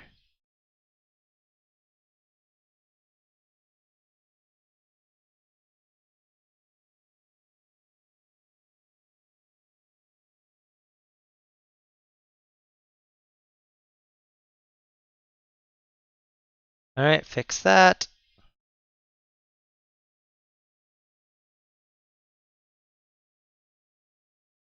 Alright, so that'll fix that. Much better. Now we need to, when we set this here, things like the background, it'll never go cascading and look for things higher up. So we need to, on our extension, when we set this,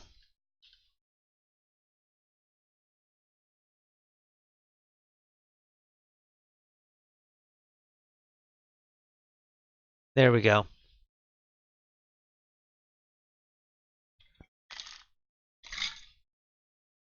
Now we need to figure out what's going on with the threading stuff.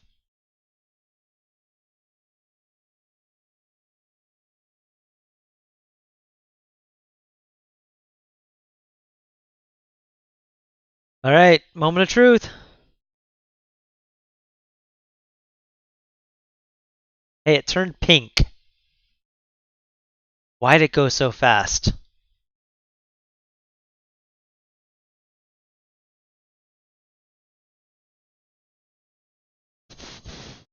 Let's go check on our animations if we had an error. Not animation, that we can delete this thing. Delete.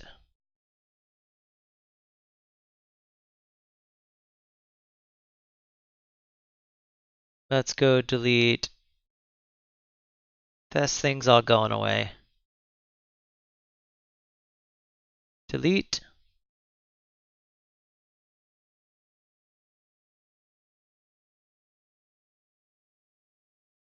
Alright, so now let's go into, what was I thinking? Inside of here.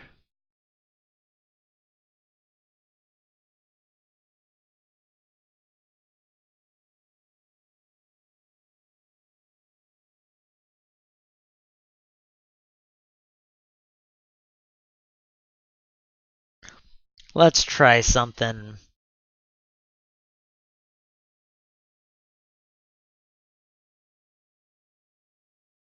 Oh, this thing can die.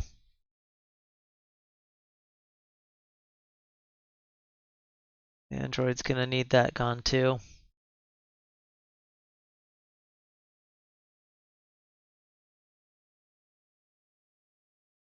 Should.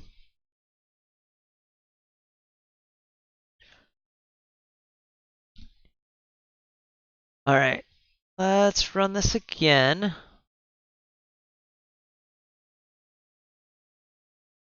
It only fired once. Because I set the auto, I know why. Let's fix this. I know the issue. I know it. Our ticker.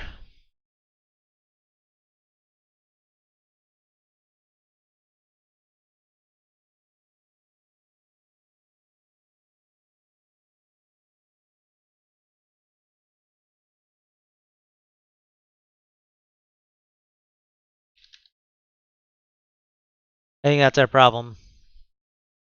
And then we need to fix why that was lerping to a negative.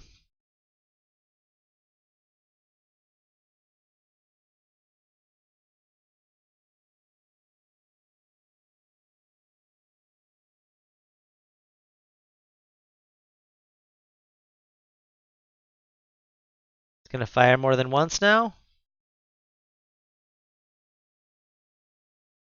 Alright, that was fast.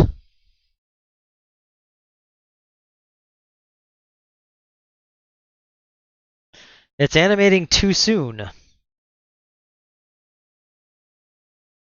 Is it?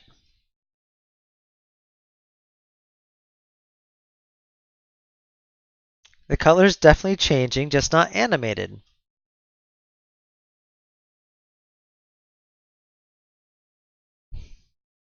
So we need to tell the animation not to add or start until the view appears.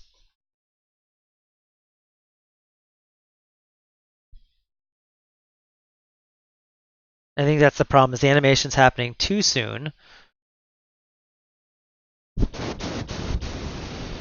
Let's put a really long.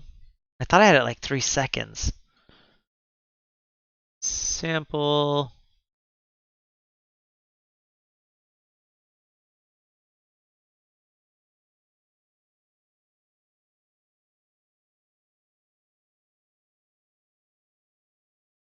Let's hope I'm doing that right with my calculation. Actually, we'll put.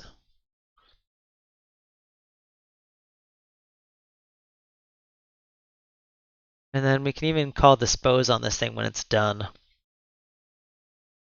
All right, so we have this tick.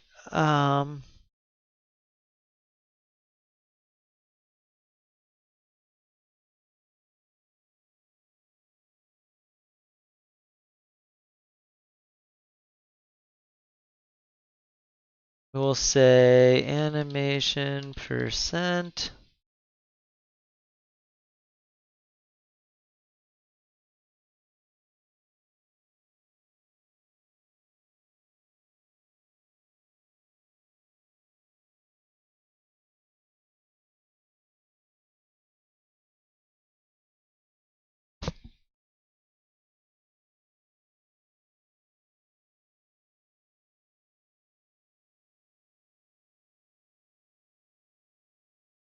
That was wait. Oh, come on. And then we'll also say current time.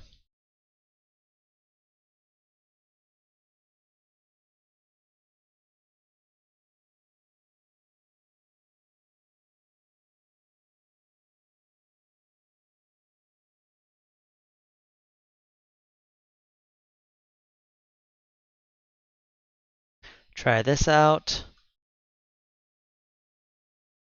That went way too fast. All right. I thought this did.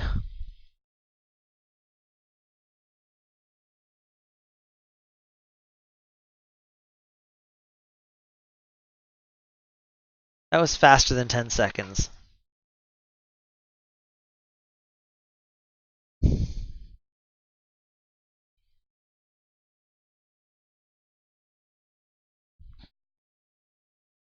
Oh, it's waiting before it animates. Is it? What is it doing? Or did it just lock up on me? Wait, I think the debugger locked up. So we just hit one.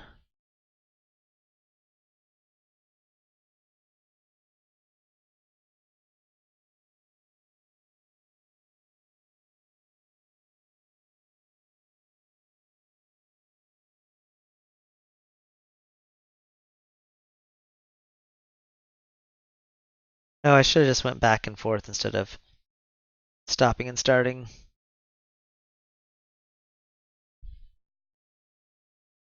That was not 10 seconds.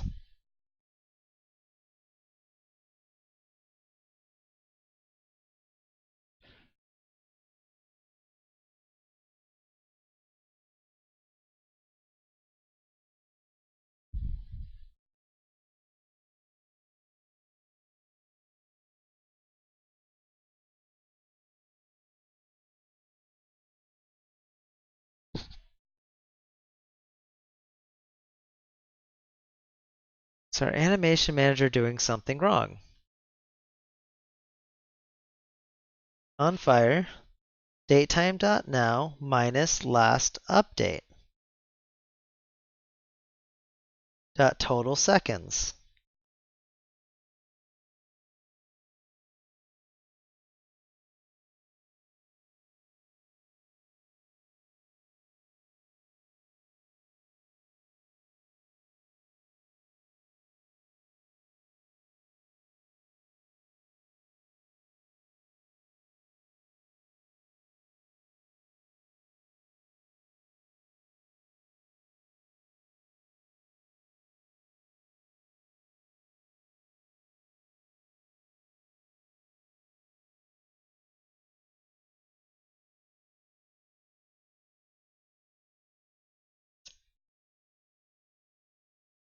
Oh, the total seconds is not resetting. I'm so funny.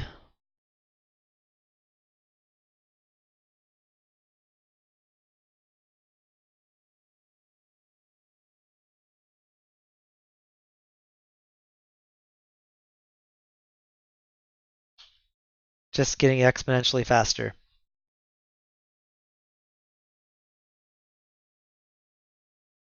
That makes sense.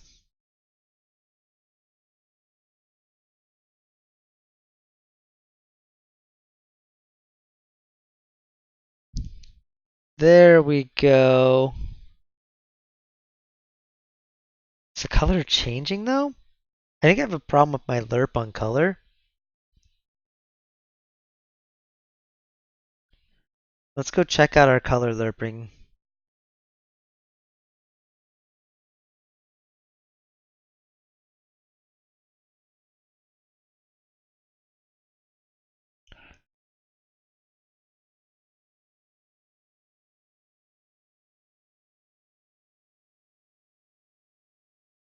Yeah, how is that negative? Blue 0.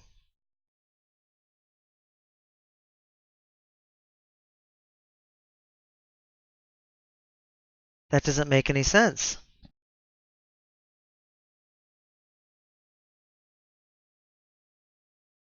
Oh, it's probably just too small. But it's going from 0 to 0. 0 to 1, that should be fine.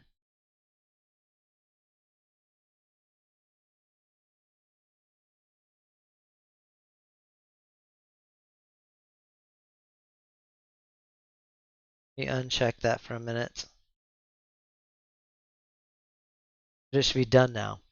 That's the nice thing about this is if they're skipping frames, we don't increase the duration. Why am I using date time instead of ticks? It might be faster just to use ticks. I just thought it would be easier to just do the time span. I could do time span minus the tick stuff. I just didn't want to deal with the math, so maybe we'll switch to that.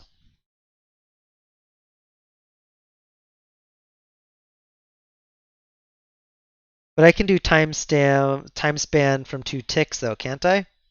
Or subtract the ticks and then do time span from ticks? I'm guessing that would be faster. Might switch back to ticks. All right, so let's look at that again.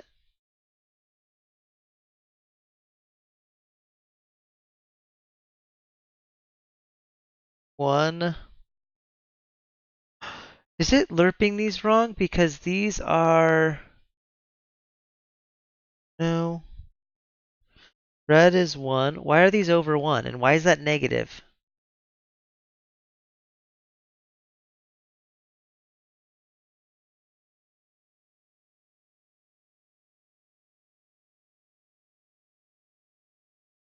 Yeah, I think there's something with ticks.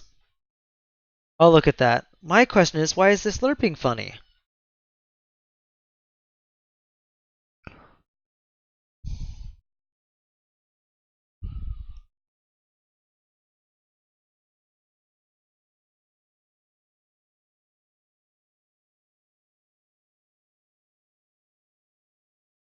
So green should be moving towards 1. What's our progress? Let's do if greater than 0.5.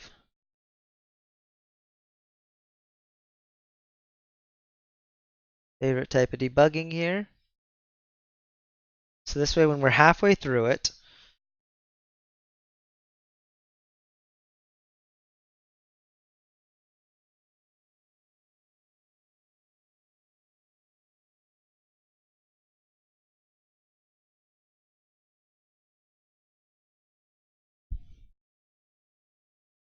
all right, animation,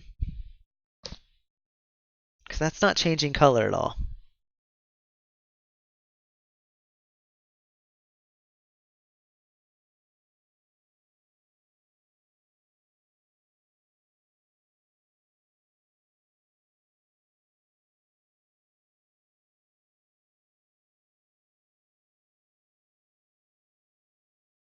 How did that happen? There's something wrong with this. Start minus end.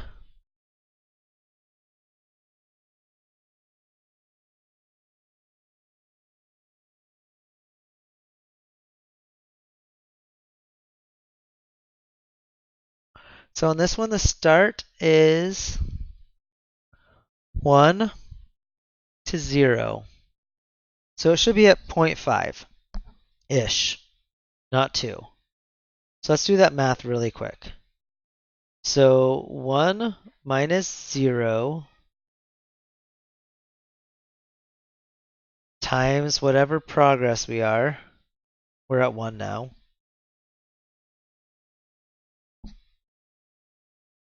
Is that the same thing I used on the other ones?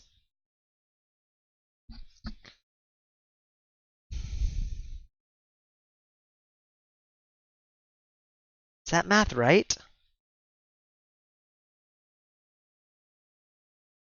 This one doesn't get plus start.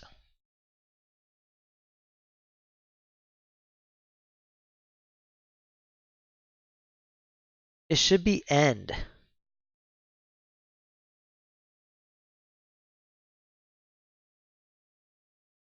I need to notice if it's going forward or backwards, right? On the other ones, did I do end minus start? I think I do end minus start. When I did this before, it was end minus start. I rewrote this again for this. Let's go look at our lerping. End minus start. On colors, I had it wrong, which was causing invalid colors.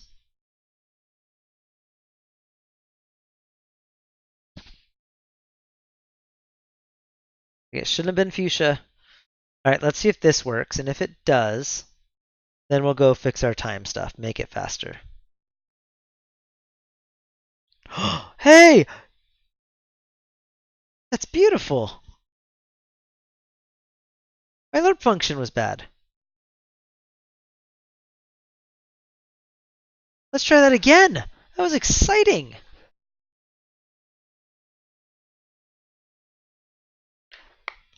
We don't handle repeating yet. So this just changes and then stops. And let's change it faster because that was really slow. Wait, what? Oh, it's going. It's just really slow. Some of those things are fat. Like, all right. Let's go to that sample. And let's drop it back down to 3 seconds. All right, so now when we go there, that's fast. That's from orange. That's quick to get funky. Oh, wait, and that's not right, because that's supposed to go to blue. That's not blue.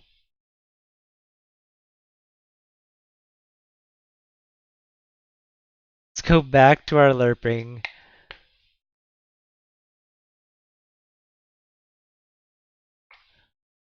Red. Oh, it's green blue.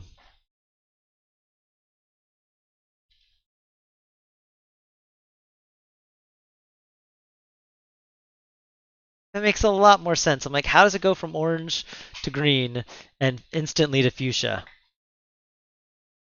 We still need to delay the start of the animations until the page appears, I think.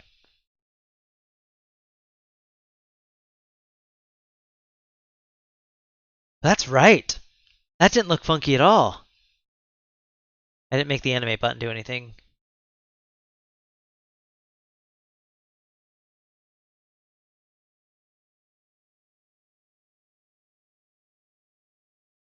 Let's do animated text dot animate.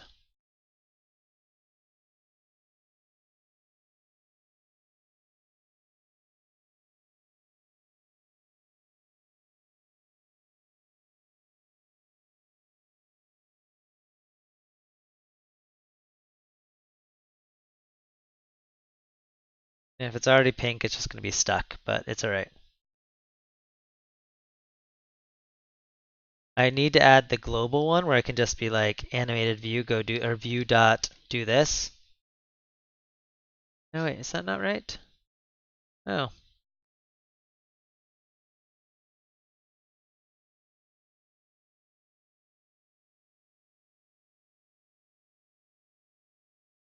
It does need a semicolon, right? Oh, I need a. There we go. All right, so then if we click on it, it'll turn pink in 3 seconds from blue. And we could do some random color. Any property should be animatable.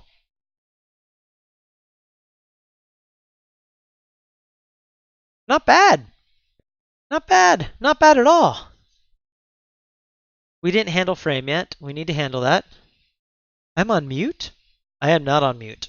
I see my thing going. Let me unmute myself. Do I hear an echo? Yes, it's coming across. It's you, Matt. Sorry. Sorry, man. All right, let's fix that, and then I'll be done for the day. Let's go back to ticks. Let me commit this.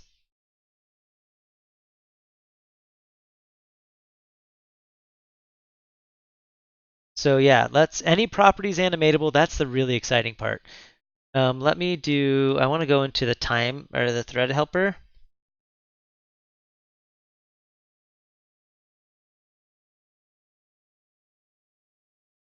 Um,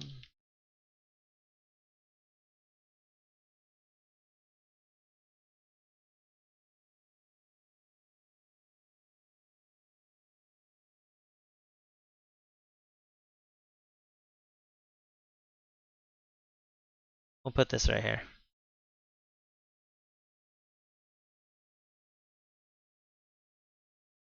Oh,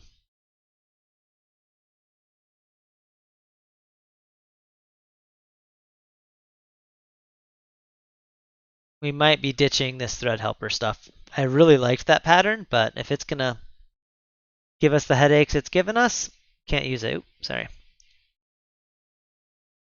Um,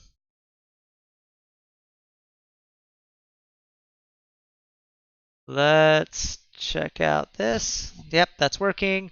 Let's fix our tick stuff then. Or I was gonna commit it first. Now we'll fix ticks first.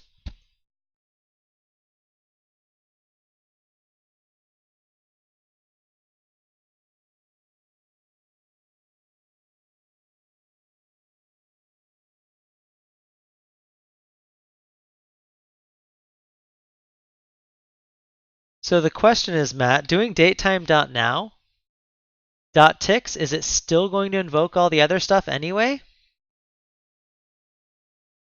Like, am I gaining anything?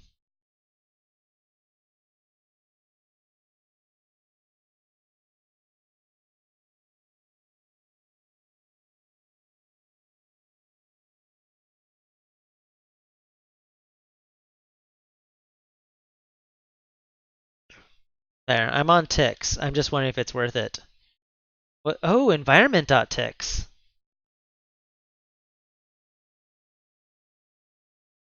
Is it tick count?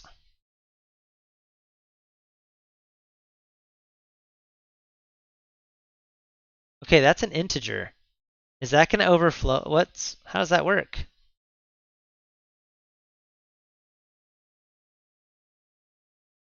Let's see if we'll know if it still works. Come on. Learning something new. Like, what if the app's been running for a day?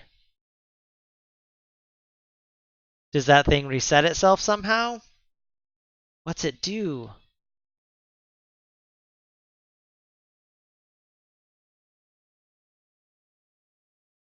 It wraps.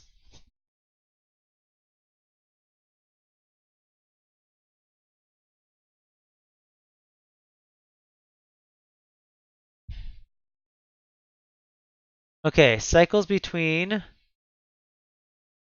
min value, which is a negative number, and max value once every 49.8 days. So if they're running it for 50 days, it could run into issues.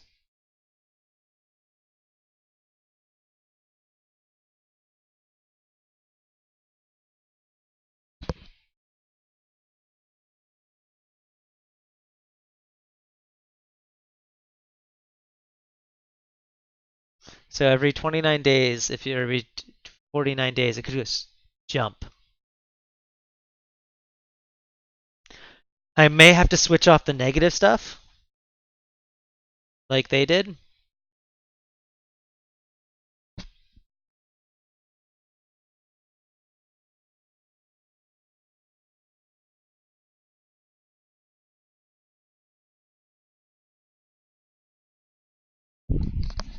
All right, let's see what this does. Yeah, that's freaking out.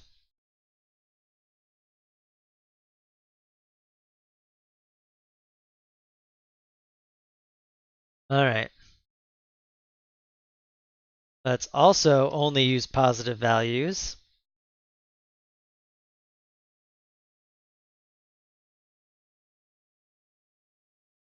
Actually, let's do this.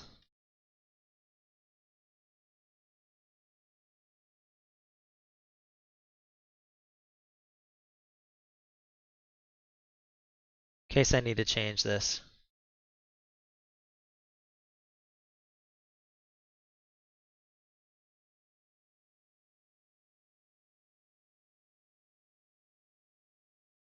All right, let's run that. That's an interesting one.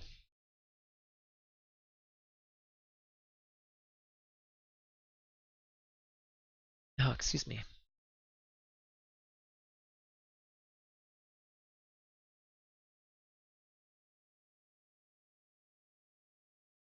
Yeah, that's all right. This is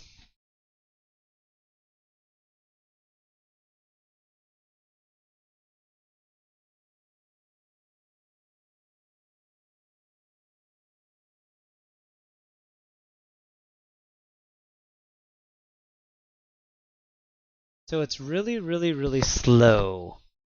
Because look what percent we're on.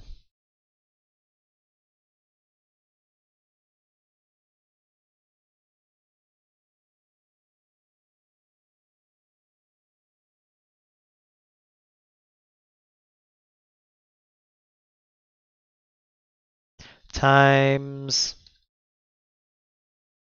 Just curious.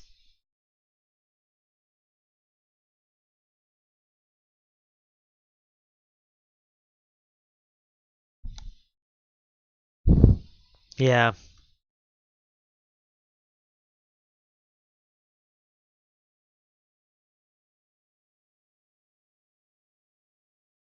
Hey, 2 seconds.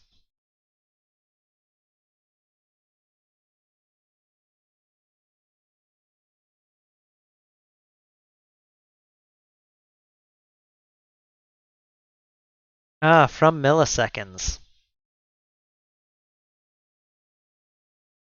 So those are milliseconds.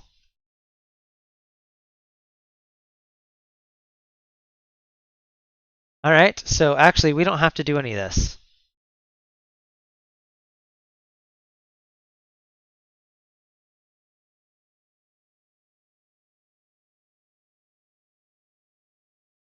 Right.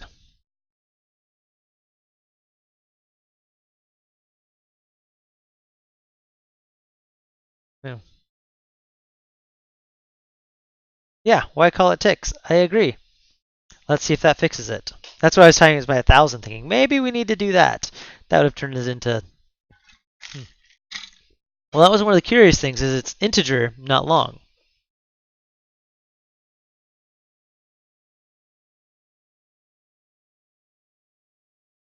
That's better.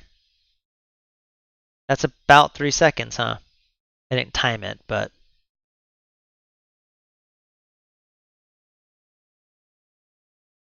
and this isn't still firing. So exciting! Click animate and it goes back in. That should be nice and efficient. Let's go remove our debug stuff. And yeah, we can parallel this nonsense, which is really exciting. All right, so animation. All right, I'm going to remove my debug stuff and run it again, and then I think I'm done for the day. I'm really excited with getting some animation stuff. We need to do the animations where we tie into the native platforms like iOS specifically, or Android or Mac, but what we have is cross-platform. That means we can animate this crap for Skia. This will work for a Skia view. Do I have a Skia drawn sample? Let's try it. Let's just make one. I gotta try it. I can't help myself. Skia sample. Oops, sorry, what samples do I have?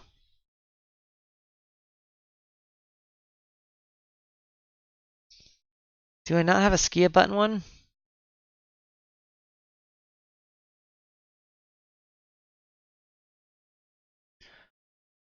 All right, so we'll do.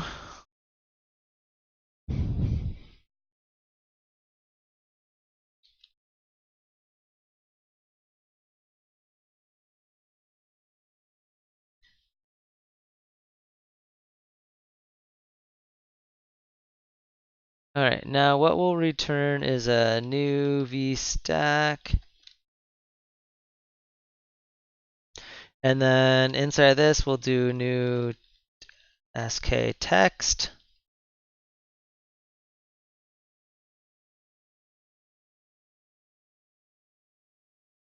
Okay. using comet.skia sk text. All right, and let's do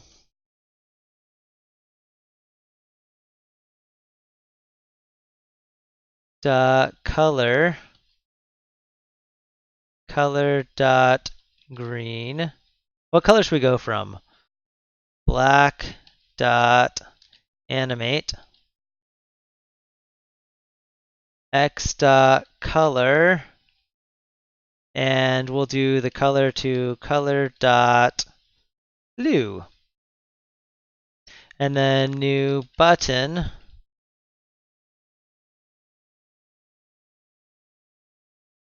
All right, and now we'll do dot background color. We'll do color dot black dot color dot white, animate, and we'll slow these animations down again.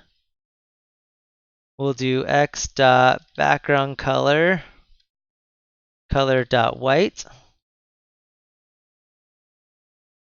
dot color dot black,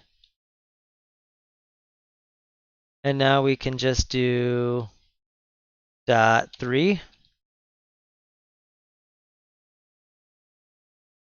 Duration 3, and we'll do this. Oh, this needs a semicolon. There we go. Now we'll do the same thing here. Duration 3. All right, let's hook this puppy up.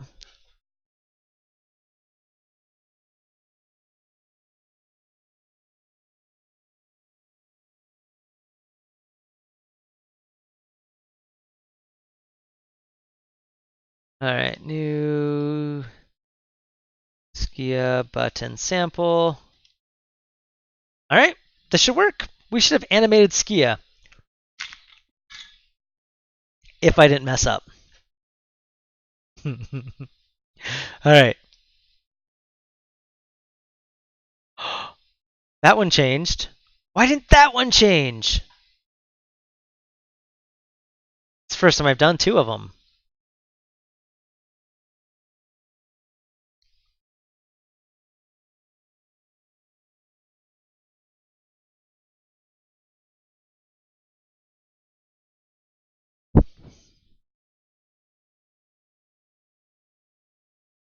Oh, I wonder if it's okay. So we add 1, then we add a second one. How many is it going to add? We'll say start if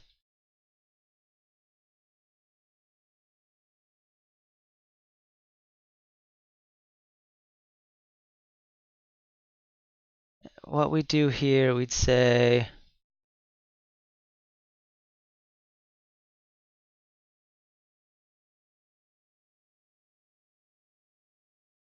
so ticker if is not running.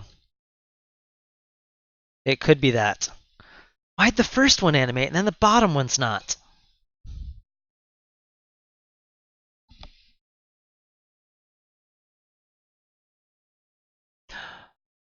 I wonder if it has to do with the extension. I don't know. That should be fine.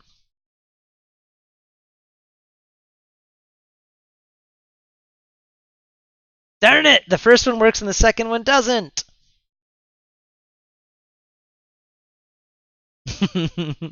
Let me remove the text and see if the button works.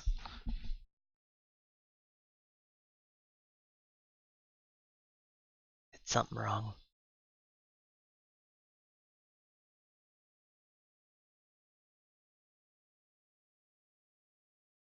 It's the button. The button's not working.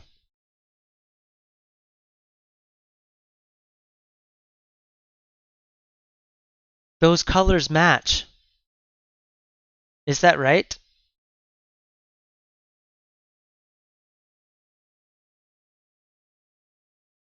That might be something to look into. Let's see if this does something. And if it does, we'll put it to do, find out why that's not working. Okay, so let's go to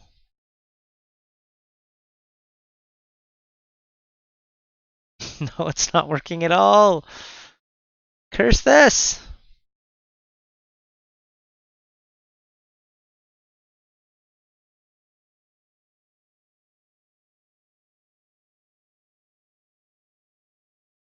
Change properties.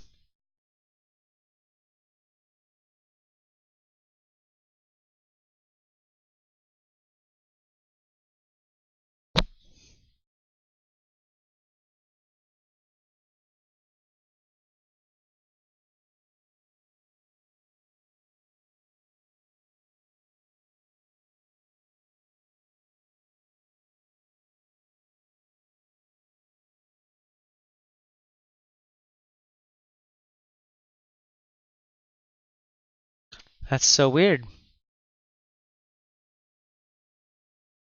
Maybe it's something in the Skia button. The Skia button.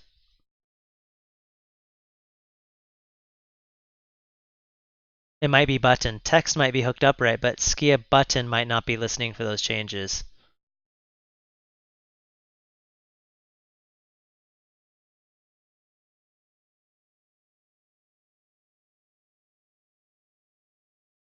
Something crashed.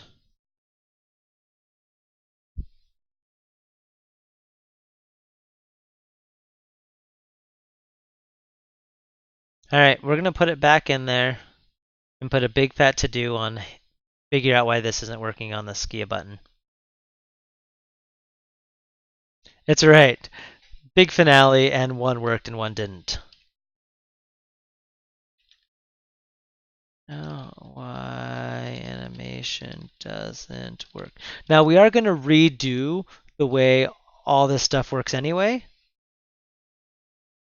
I don't think it. I think that's exactly what it is. I don't think it's doing the invalidate. And why it's not is the funny thing. It should because text handler ties into color changing. Do that.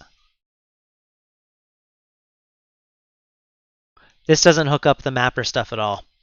That's why. Pure laziness on my part. Button is missing the mapper stuff. It's just not done right. And I'm about to redo the way all the Skia stuff works anyway. If you guys have been following along in the Discord channel, we're redoing Skia stuff anyway to a new pattern, which is going to be awesome. And then it'll get redone. It's getting redone anyway. So it's the button handler isn't triggering refresh. Where text is. Text listens. It's so nice. All right. Well, that was fun, guys. This was an awesome stream. I'm really excited. Let's commit this stuff. Animations now work. So exciting. All right. Well, I like that API. We still need to have the delay, start delay, which will be really easy to add in now. We got a lot done, but that is such a slick API. And that totally worked on Skia.